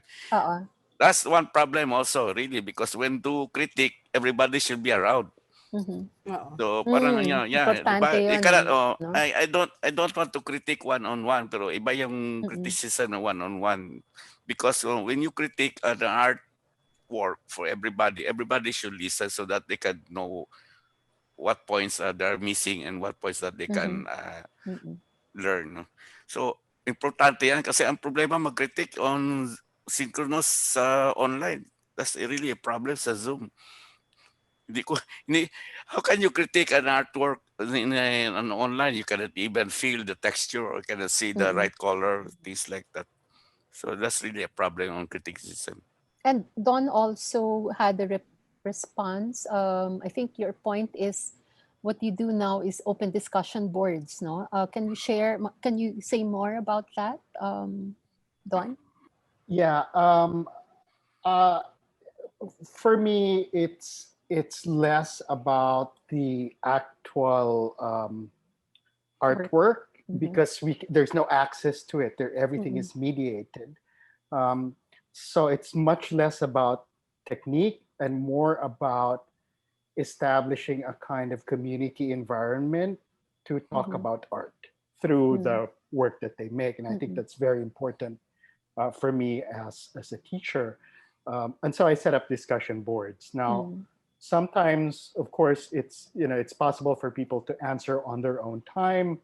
We all lose that feeling of exchange, of immediate exchange. But I feel like if you focus on establishing a kind of community space, even though it's a virtual space, I think it becomes interesting because then people call each other out and whatever. Then they start discussions, and I think a discussion board format allows that to happen. That question, by the way, was from Jose Badeles, Owi Badeles, who also sent his questions earlier, and I believe those points were already also answered in all the respective presentations. Yes, Angela? I'd like to add that I've taken online workshops offered by various printmaking studios in the United States. So I've studied how they conduct it, but they've also offered a lot of follow-up discussions outside of that formal session. And it's now on the student's time and the volunteered time by the teacher. Because remember, we paid for this. So we want value out of what we paid for. And it's given to us with this kind of like a Facebook group or email chats, moderated, and the instructor is still present. So the thread is continuing, and then it will have a lifetime. It will end at a certain point. Maybe because there was a whole excitement about the workshop. People were showing their works, and then there was critiquing. And I think it's more important now to think about intentions. Did the student fulfill their intention, their goal? You showed them what to do. They did it. But do they feel that they were able to do it? Do they feel that they did it well? And when they have it in a discussion group and their peers tell them, that wasn't bad. You can also teach your students how to give a critique, which is start with something positive and then go into the detail of, you could have tried this other color. What about this? Would you like to show it to us again next time? But give it a time frame and then move on. Does that make sense?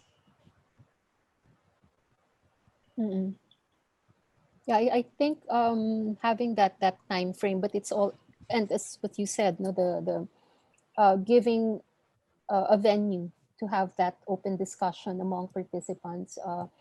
As Don mentioned earlier, it's interesting how the informal setup can actually give possible strategies, for classroom teachers, like who are both limited by the institutional conditions or contexts. Let me go through the other comments. And Lorraine Valdepeña Ginto,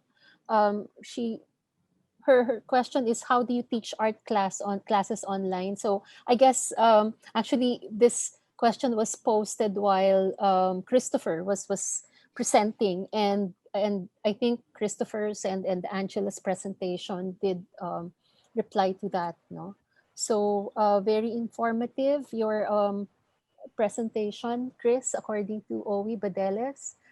Angelica Ramirez, the cyanotype out photography sounds exciting. Yes, I think that's something that's quite promising, especially for a workshop session. So there are several positive comments about the printmaking workshop. And then, okay, from Angelo Gian de Mesa, this is addressed to university administrators, teachers. I would like to ask how you all keep your sanity or mental health. in between balancing personal responsibilities, safety, and survival, and then receiving emails from students saying, "Sir, I can't continue this SEM because of the typhoon. We ran out of money. My father became infected. And I also have to quarantine. Do you distance yourselves or at least compartmentalize so you can still be effective educators?"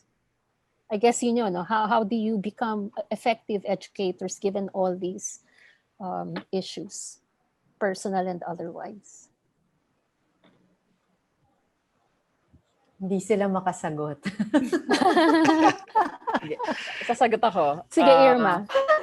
Paano ka magki-keep sane? Oo, yun. Malaking tulong yung wala akong internet connection and signal sa phone sa bahay. So, naiiwanan ko lahat. You're forced to, no? Oo. Kuliglig lang naririnig ko doon. So, very good for me. So, advantage yung yung limited ang internet connection. Oo. What about Don? Yes. Yeah, ako medyo baliktad ako kay Irma kasi I'm like online as much as possible. Nandun ako sa Discord server ng students, whatever weird thing that they're doing. And I get messages at like 10 in the evening. Tapos masaya naman ako to reply. I don't know why. I think because I'm also needing interaction, right? I'm also needing interaction. So I try to ride that on to allow that to happen. But there are really times na parang no more, right?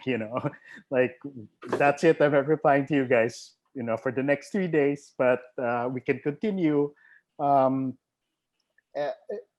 Yeah, and I think in terms of, because I'm reading also the question, like, what happens when you receive all of these problems, the students, etc., etc. One thing we did at the department at the beginning of the semester was we laid it out for the students that this is a completely new semester. It's going to be very not good, right? Because we're lacking all of our usual processes, and I think it's useful to be straight up with them about deadlines and all of these things. Okay, there are these deadlines. If you can't make it, that's okay. We'll just have to try again next semester, but I'm here to support you, right? Because there's a difference, and I know that sounds brutal, but there's a difference between the system and our relations outside of it. And I think that's kind of one thing that we're trying to navigate, all of us, that the institution requires certain things, and if we can't make those, then we can't make those. But we should try as much as possible to continue exchanging notes, just making each other aware of our own presence as practitioners, the art that we make, etc., etc., which are all, again, these are all the informal structures that we need to kind of nurture as well, outside of the system. Yeah. Any other thoughts on the question? Actually, I wanted to ask you, Boots. What about you? Because you also teach. Yes, I teach, although it's not a studio arts class, but yes, it's a collections management class, which ordinarily would require a lot of hands-on teaching, learning, and it involves a lot of teaching museum techniques, which I feel should not be an important focus now. It's more in the philosophy of collections management, looking at issues about ethics. So that's the level of that was how I had to tweak my curriculum, no, and I'm doing this simultaneously, given that there has been some adjustments in our schedule. I think there's also in Ateneo we use Canvas, and I'm glad that there is some flexibility. Just recently, I have two students who could not submit a requirement, so the deadline has passed, and I'm glad that I could actually just easily extend the deadline for them.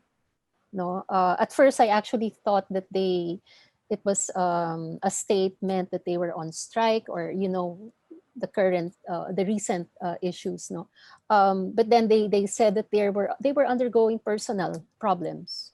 No? So I think, like all of you, especially those who teach in a university setting, being more considerate and flexible, having that openness. No, in fact, I like JV.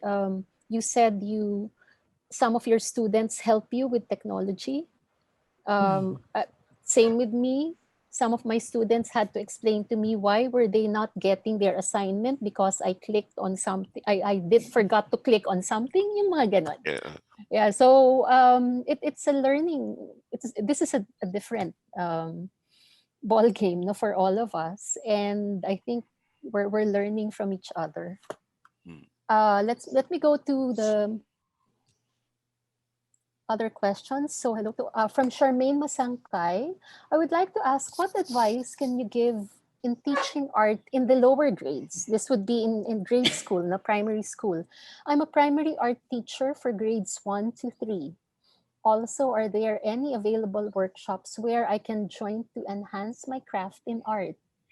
Yeah, maybe we can start with Angela and Kristoffer, no, dun sa ano, because of the informal setting that you work in.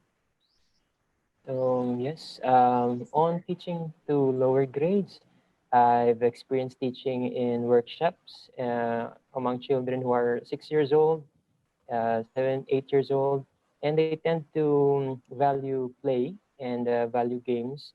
So I usually inject a lot of playing in through art. Some of those examples are the ones that Angela showed earlier, the exquisite corpse. It's kind of very it's an icebreaker for some of my students. But I find out that doing this exquisite corpse in the online way is kind of difficult because it's a very social game. Um, so that is another challenge. How do we create interactive, more engaging activities for children? Mm. Mhm. Angela?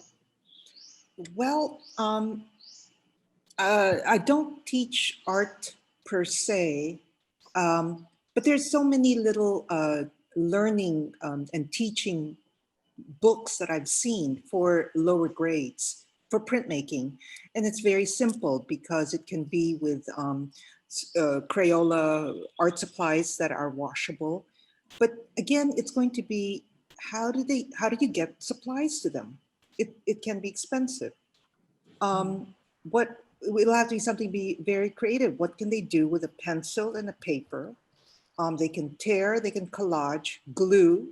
It'll just have to be a bit more digging into curriculums that I know from, out there, with what's available, what's affordable. Otherwise, you can't. Might as well just give them a pencil and paper and just, draw. And Kristoffer's classes, how to look, how to lines, mark making, collage.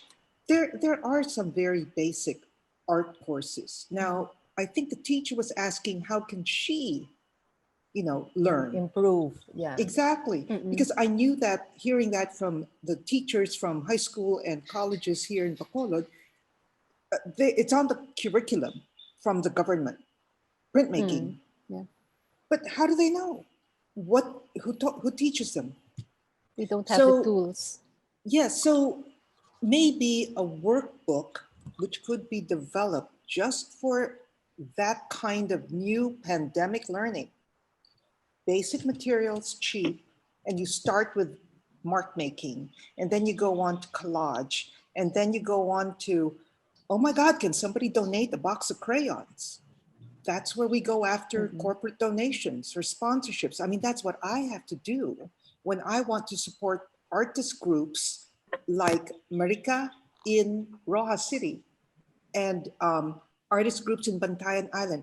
The Viva ExCon conferences opened up to me how many art groups there were and they don't have resources, but they're painters. So it's a matter of a structure, giving them a kind of a workbook structure. So they try this very basically, that they go on and continue. Because printmaking at least is practice. A lot of it is practice, like drawing also. Maybe painting is way more, like, I don't know, I'm not a painter, but I'd love to do small things first, building something, coloring something. So maybe a specific workbook module tailored to local teachers at different levels with very basic materials. Marika, I think KANTINA has some activities, some projects that you could parang adopt, or teachers could adopt for younger students, like the dry flower collage the activities, press, pressed flowers, so on. Yung I ganon. guess it's about taking into account like what everyone has been saying, looking at what you have right now and making the most out of this, because definitely there's really a lot of lack everywhere. So I think if we all also are more conscious and I guess more mindful of the things that we have, even if they're like super small, then we can make something out of it. And that is basically having a creative mindset or having a creative approach. So I think it's also about that. I mean, we all have no choice. We all need to adapt. But then how do we start? Where do we start? And we can start by looking at what we have. So yes, that's at least, and also looking at your community. Look within talaga. So like definitely with us, there are a lot of blooms around. So that's why it was easy for us to gravitate towards that pressed flower craft as well. And yeah, that's a very simple activity that even kids can actually do. And it's also very enjoyable for adults. Okay, thank you for that. Yes, Jerry Irma, Gonzalez. Irma Sorry, wanted Irma. to say Yes, something. Irma. Yes. I-share ko lang itong natatapos na semester ay for the first time may ibinato sa amin na subject ED63. So this is teaching art to the elementary grades.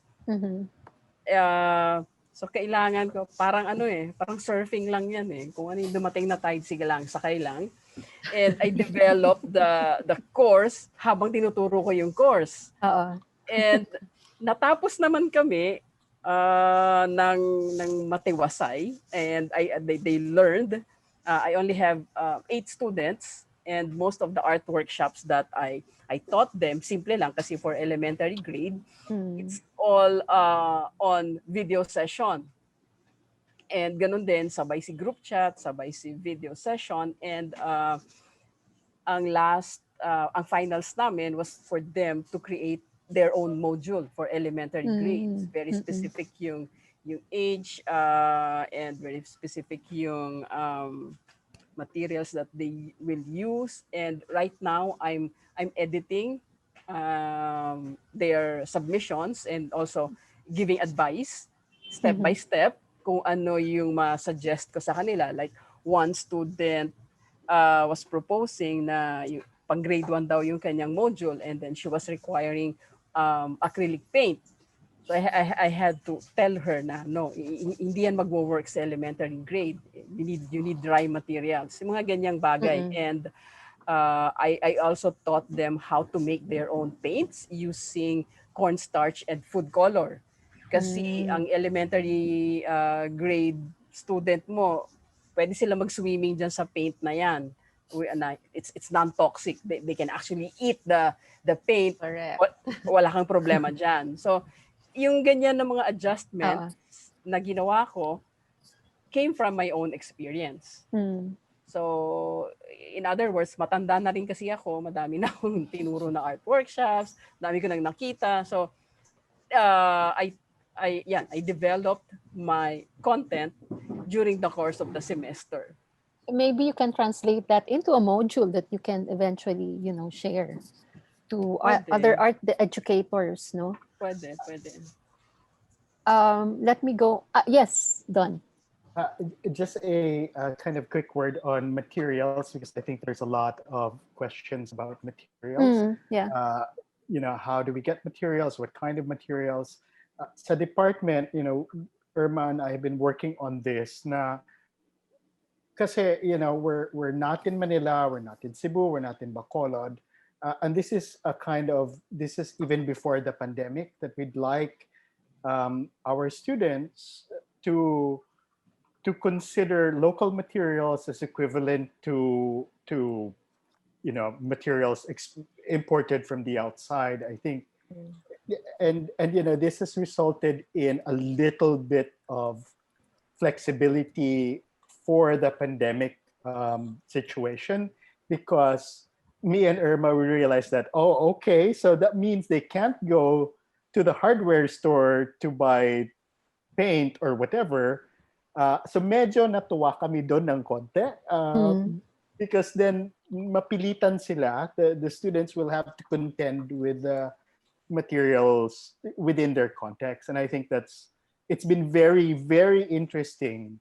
Like yung project ni Irma with masks, for example. There are all these other student projects, and we allow them a lot of flexibility in terms of what materials they bring in. We have one student who is walking their farm up in Valencia, taking pictures of shit, literally, right, as part of the work.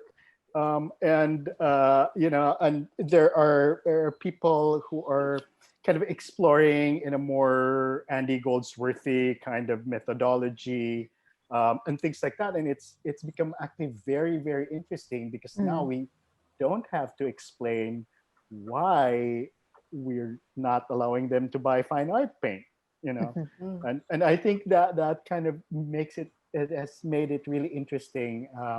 That's also part of kind of what keeps our sanity, when the students actually bring in some strange stuff that they just made from whatever materials they had, it becomes more potent as an object of discussion. And again, it's like we're not really going into super detailed in terms of technique anymore. It's about the direct experience of the conditions that everybody is living in now. And I think that's kind of very important to emphasize during this time of pandemic. And doesn't contemporary art come from that from experience, that no? precisely, Yung experimentation, doing, using what you have, a banana and a tape. So yung ganong ko, no? I think this will lead to more interesting creative practices. No? Another question, this is from Jerry Gonzalez. His question is, what approaches have teachers made to expose children to museum learning offline? I'm not sure if you have done, you have engaged into this, but perhaps from our end, what museums have done generally, at least here, even here just in the Philippines, more of us, our colleagues, have put on more content online, developing more modules, activity sheets, and by the way, some activity sheets are actually geared towards primary school children. So it's basically giving them something to do, but at the same time, they get to learn about color, line, etc. No? So that's what we've done. But maybe I'm not sure from your end, from your respective um, from your classrooms or your workshop spaces, if you have done any engagement with museum online programs. Well, apart from these online Webinars, webinars, no, at least for us in Cantina, specific to that project that we had with MMCA, we really did conduct workshops online. Like for that pressed flower workshop, we actually shipped pressed flowers from here in Roxas City to Korea, so that they would be using the blooms and the leaves and the flowers from here, so that they're, because indirectly we're putting that sort of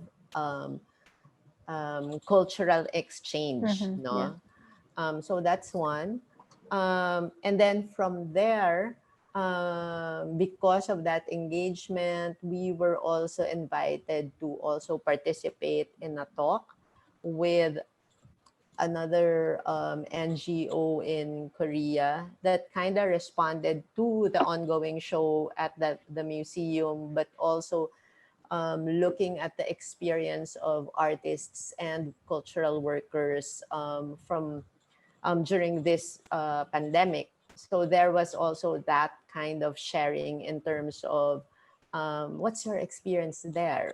How let's compare and contrast. So that's another one. But also, I guess with this also, although it's not in a museum setting, because we just recently finished the online exhibition for the Sakada Liso May Paglaom. And it was also some sort of cultural exchange between, I guess, the province and also some Japanese practitioners. So artists that we kind of work with. So it's also about being exposed to different ways of thinking. So that was actually very informative also for the local artists here. Yes, Angela. Yes, Angela. Going back to the prior question, Boots, and about materials and the museums, the role of museums. You know, you are a fantastic resource for getting a lot of information and modules out that are developed by your teams and funded by your organization. And Kristoffer is working with NCCA. So a basic module, I think, could be made to help the teachers of lower levels. But what I recall, and I'm going to look for it in my library, there was a workbook that was developed by 3 or 4 organizations, museums. Maybe it was Ateneo, Ayala, That's Zero In. It might be a Zero In project. It was a spiral-bound 2-book volume for educators. I mean, it was like, I had to buy it because it was like fantastic. So why couldn't it be reissued with a chapter that's revising it for the pandemic situation? You know, it's not easy to go out and be interactive, but if things could be available printed, then let's call on a publisher or a consortium, groups of publishers to publish these modules and then send them out. Or maybe it can even be online. I mean, Online as a PDF and format. Yep. Yeah. Yes. Downloadable. Yes. No. That's actually what they cannot print. They cannot print. They have no printers. They have no Wi-Fi. They have no materials. They may just Um, have to have a workbook, a good We're- old-fashioned book. Yes. We're actually working with Teach for the Philippines. But this is going to be for next school year. And the plan is to develop a learning module based on an exhibition that we have mounted and we hope to remount once we're allowed to open. And there will be printed versions of the module. So it can be downloaded, and at the same time, printed copies will be distributed. We've been collaborating more with our educators here in campus, different grade levels and in different subject areas. So I think it has also enriched us because it gave us more possibilities in address focusing on different issues or topics. No? So yeah, let me go through the other okay.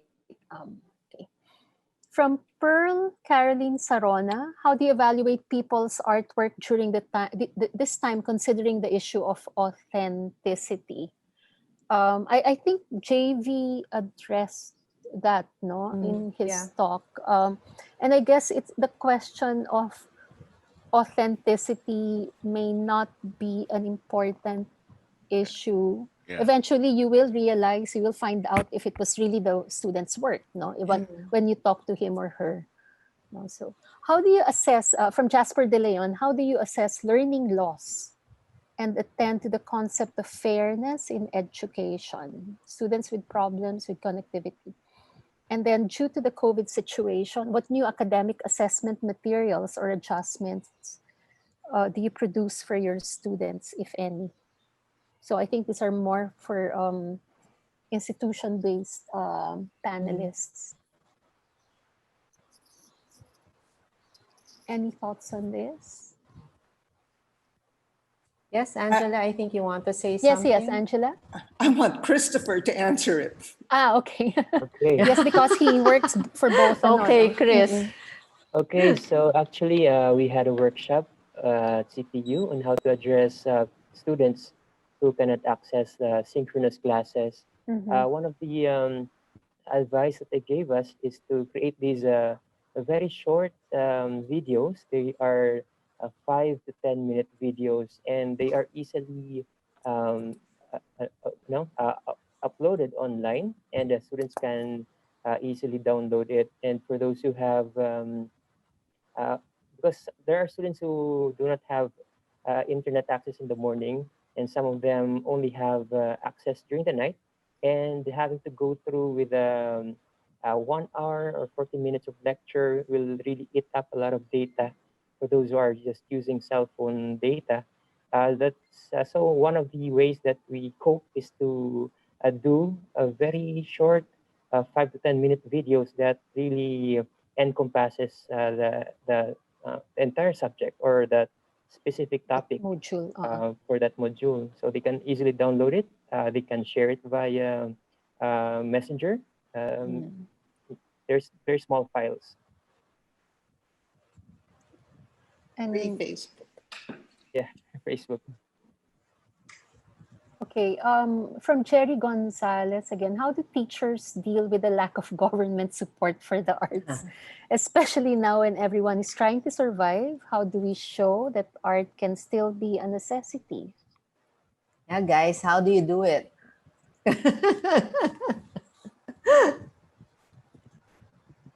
No answer. Okay, Yes, Irma. Irma. And Sige, Irma muna, Irma. naka-mute ka. Okay.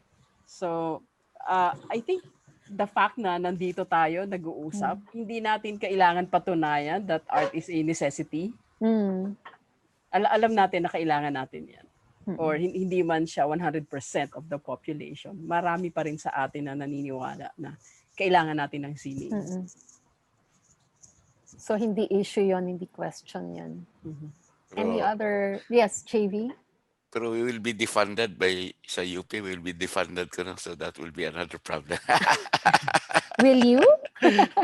No, actually. Hindi naman So siguro. actually we do lots of alternative Mm-mm. solutions, no, especially on materials. So there are so many ways or alternative ways. Kasi depende yan on how to deal with your materials, on what it depends on your needs or as an artist. So kasi kami yeah, I'm teaching the higher level naman kasi. So I'm especially when I'm teaching graduating students. So alam na namin yung anong kailangan nila because they propose it already for their thesis. So in in that case, we can support them with some other solutions and alternatives. So it's not really a problem after all sa amin na level. Mhm. Angela, yes. Yes, Angela. I'm not going to talk about the government. I'm going to talk about how private individuals and corporations have been stepping up to help everybody else, okay? And there's still a resource. And one of the comments there was from a concerned attendee who said, I'd be willing to donate funds. So, Nasaan yun? Teka muna, hindi ko nakita yun ah. so there were several auctions, several fundraising events. Fundraising, yes, to help artists in need when they lost income. So why can't we have fundraising for educators in need, so that I don't know, maybe it's pie in the sky, I'm so like out there, but what if we ask our friends who are major artists, gallery owners, institutions, to conduct fundraising and sell at auction works of art in order to fund a project like a teaching module for teachers at public school level who have absolutely no idea. They're so busy already, and even at different levels, these printed modules, Boots, your Ateneo module. Why can't we contact and prevail upon donors, sponsorships, foundations, if the government, can't? And that's a reality. I've seen it out there with fundraising, and it's been amazing. Yeah, it's been amazing. I think that's a good idea to take on, to follow through. But also we would welcome the contribution from art educators, no, for developing content, something that's just to make sure that it's something workable, no, and feasible for our prospective users. Okay. Let me.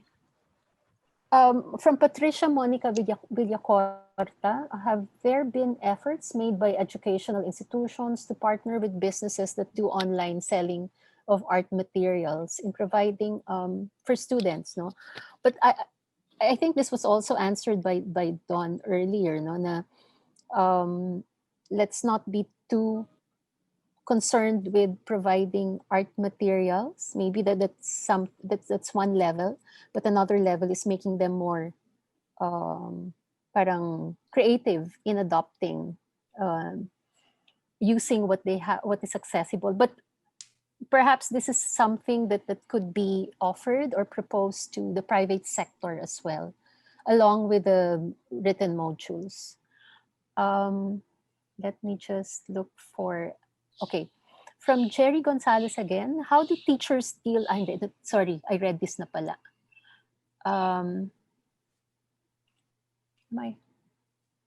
Yeah, I think I read this already. I have one question for everyone. Once we're back to a more regular setup, is there anything in today's reality, no, that you would adopt once face-to-face teaching or workshop sessions would be possible or would be permitted, permissible? Meron ba kayong gustong, something that you found effective, no? Wala. Yes, Angela.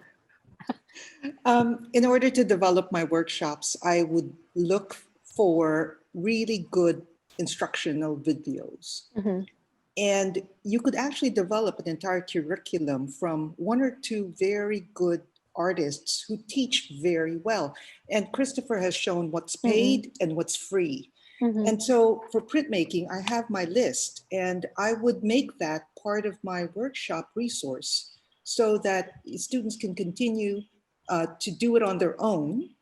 And then the instructor, myself, could be available to them, Mhm. and so on. What I'm saying is that it still needs a lot of curating and editing and selection for the wild internet out there. There are so Yes. many YouTube Mm. videos. It's amazing. Mhm. But there has to be a goal for the purpose of developing an entire series so that they could be certified that they completed their coursework and they have built on skills so they can keep advancing, or they could pursue it on their own, still in school or outside of school. Mhm. That's my take. Don, you were raising your hand earlier.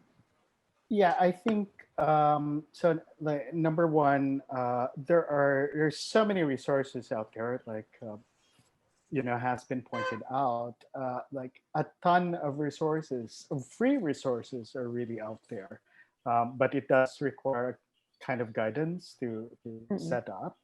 Um, I think one thing that's been very interesting in some of my classes and some of my talks with the students is the idea of thinking a little more in a more engaged way about digital spaces and how work lives in the digital world, not just as a space to share pictures, but Mm-mm. how to work with that whole system.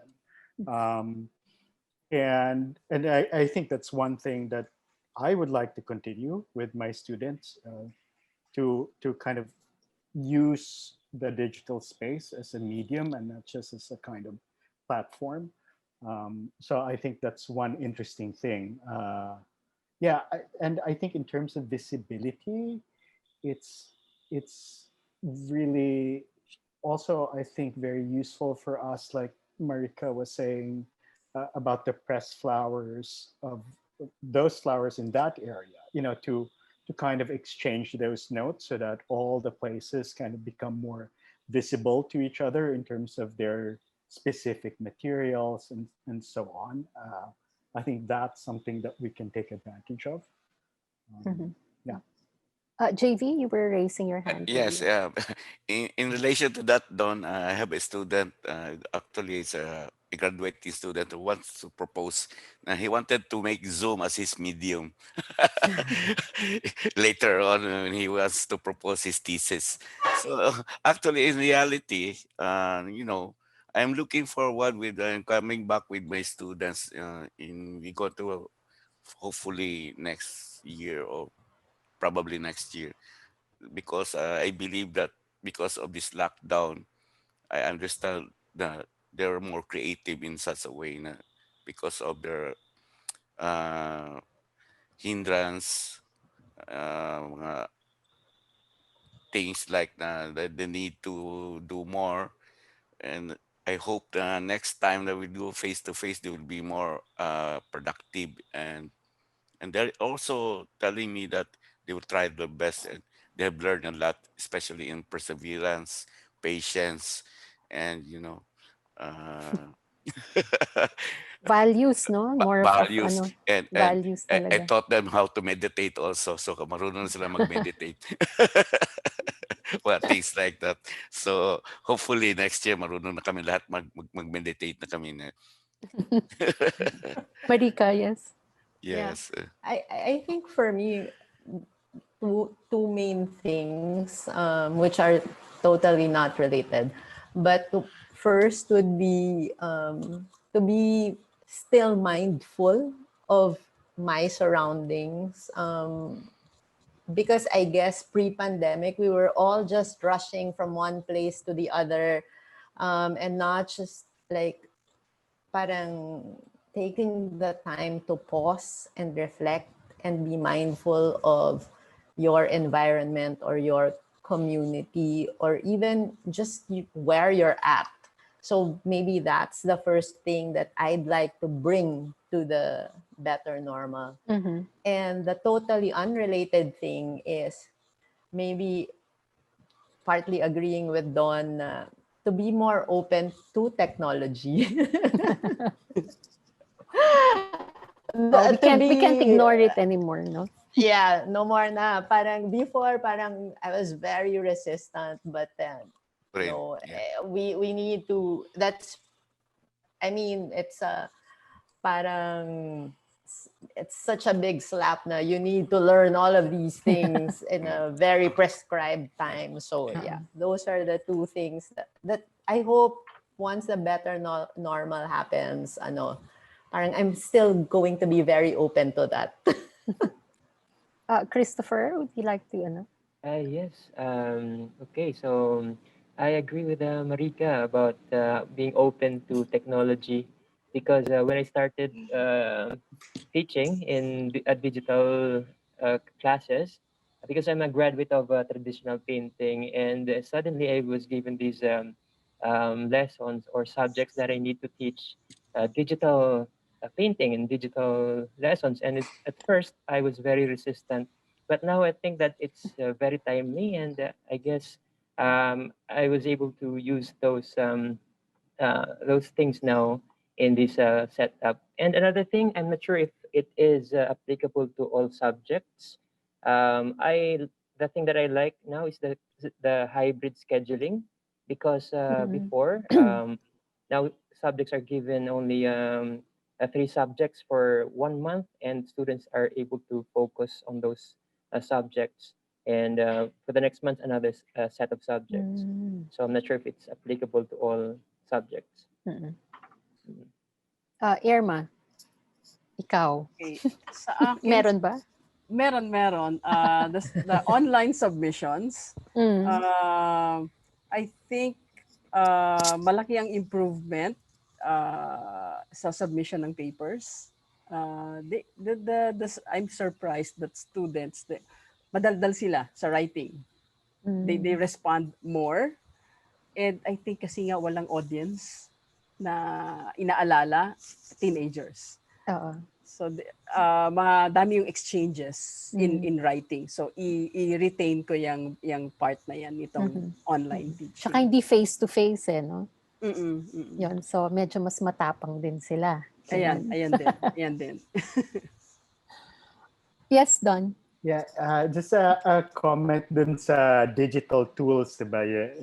So the students come in with their in the online class with their tablets and their Photoshop. Of course, some of the students don't have that.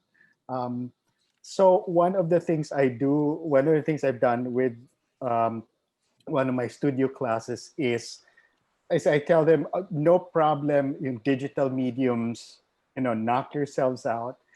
As long as your digital medium isn't disguising as a different medium.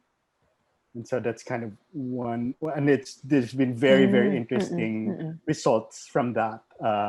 So the students become more kind of, like we have one student who's making work, and the kind of parameter she set for herself is like, it's only like 100 pixels by 100 pixels, and that's all she's going to work with, to allow, because we want to keep on emphasizing the difference between the digital world and the analog world. And I think that's a very interesting conversation to have. And I think part of that is kind of allowing the medium to letting the students know that those things are different. And as long, like for my classes, it's that as long as the medium isn't something in disguise, then you can do whatever you want with it. Okay, just the last question. How do you exhibit or share student works from your online production or studio classes? Irma, you showed in your slide presentation. Anong kwan yun? How did they, ano yung format or platform ng exhibition? Uh, ang platform yan, of course, Facebook. Facebook, okay. But initially we planned a walk, physical walk around the campus. Kaya lang dahil sa local transmission, we had to change gears. So nag-push na lang kami for this Facebook exhibition. And the students were very helpful.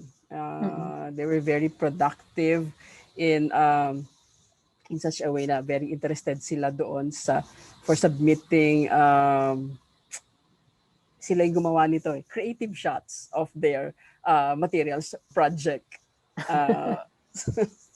Nakakatuwa yung exchanges namin with this online exhibition.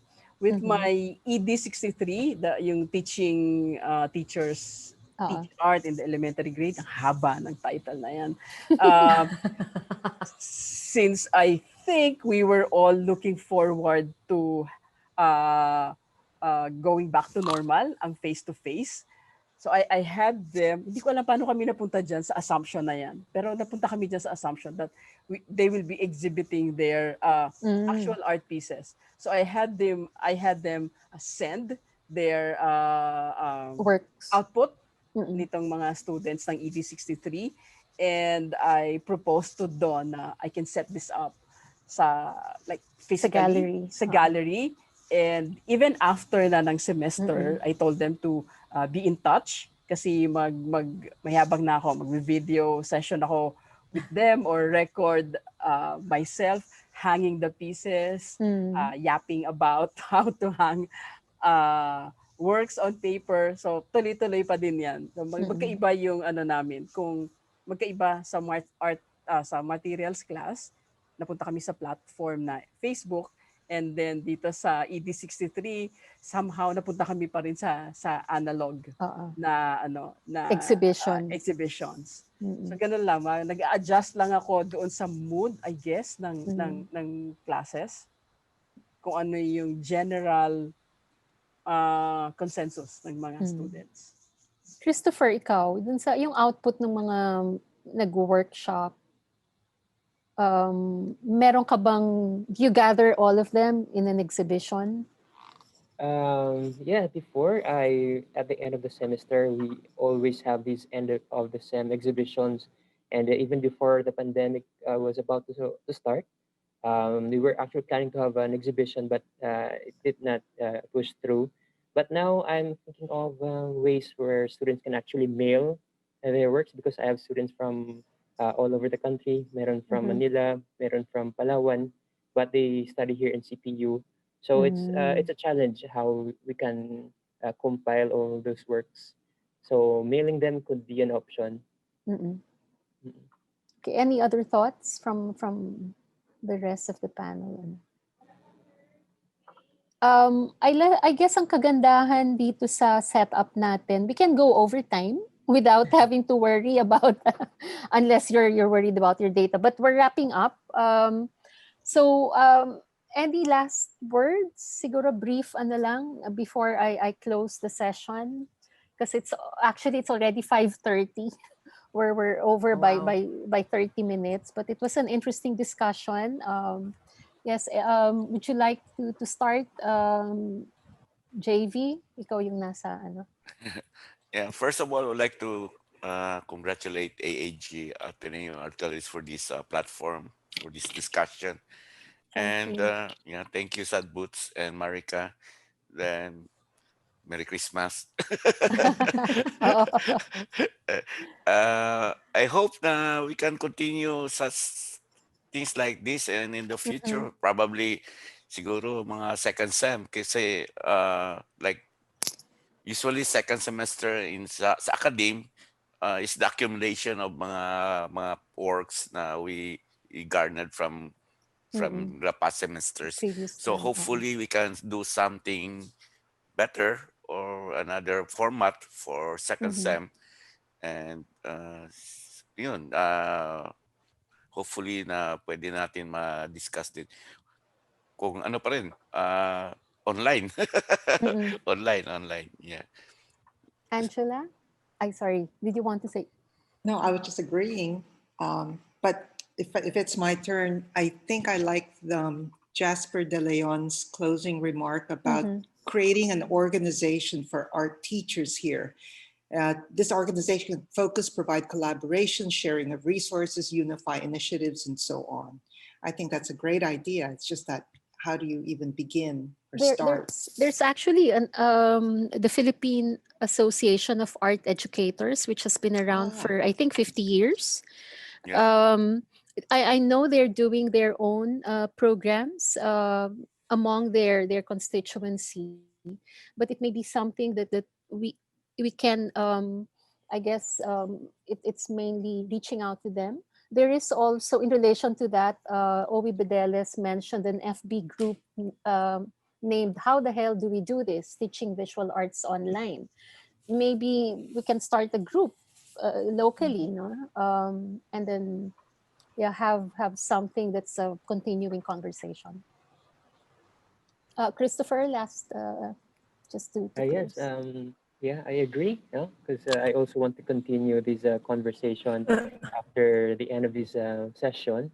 So it's a good idea to have some sort of a group, a bulletin board, or maybe even Mm, just a Facebook group where we can continue sharing resources and mhm. share thoughts online. Irma? Pareho din kay Angela and Chris, mag ano lang tayo, share ng resources and Mhm. with other teachers, lalo na yung mga nagbigay ng questions dito sa Mm-mm. webinar. Let's Don? connect. Yeah, it's easy because we can also share the modules that we teach. Kahit Mhm. na small lang and Mm-mm. compact, we can share it as PDFs or something, and that can be useful for everybody to complete their module requirements or something. Mhm. Yeah. And Marika? Siguro for me, I want to share this very short sentence that I recently read, that an education in art must be as much about ways of being in the world as it is about ways of seeing and ways of making. Mhm. So I guess this also sums it up na, Mm-mm. and despite um, these uncertain times that we have, um, continuing art education and continuing collaboration and continuing sharing is still essential. And we must take part and be part of this, even if the situation seems very impossible right now. So Mhm. pagpatuloy lang natin, guys. Wala tayong choice. And Ayun. with that, yes, we thank you all for today's session, for your thoughtful and candid sharing of experiences. We also thank the Zoom attendees. Many of them have actually left, but I'm sure they can check the rest of the session through the recorded file, which we will upload via Facebook, and also our Facebook Live participants. No, so before we end today's session, and since this is the last online event for 2020, the Ateneo Art Gallery would like to thank all the artists and attendees who have participated in our live event since July, and also those who checked out recordings of our events. We realize that we've reached more audiences, no, more people in the past 6 months through our online platforms.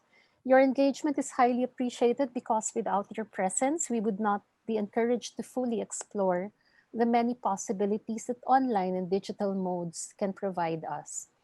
And perhaps to answer the question I posed to the panelists, the Ateneo Art Gallery will be adopting hybrid formats in our programming more. than ever than before the pandemic. So while we still await the time when we will be able to welcome you in person into the exhibition venues of the Ateneo Art Gallery in Arete, we enjoin you to check out our online and virtual exhibitions, which may be accessed through our website and digital platforms. So if you visit our website, there are actually several virtual exhibitions. And the most recent one is an online exhibition of our recently concluded Marciano Galang Acquisition Prize and the KLF AAG Essay Writing Prize. So again, thank you, and we wish you a happy and safe holiday season with your family. Maligayang Pasko. Maraming salamat.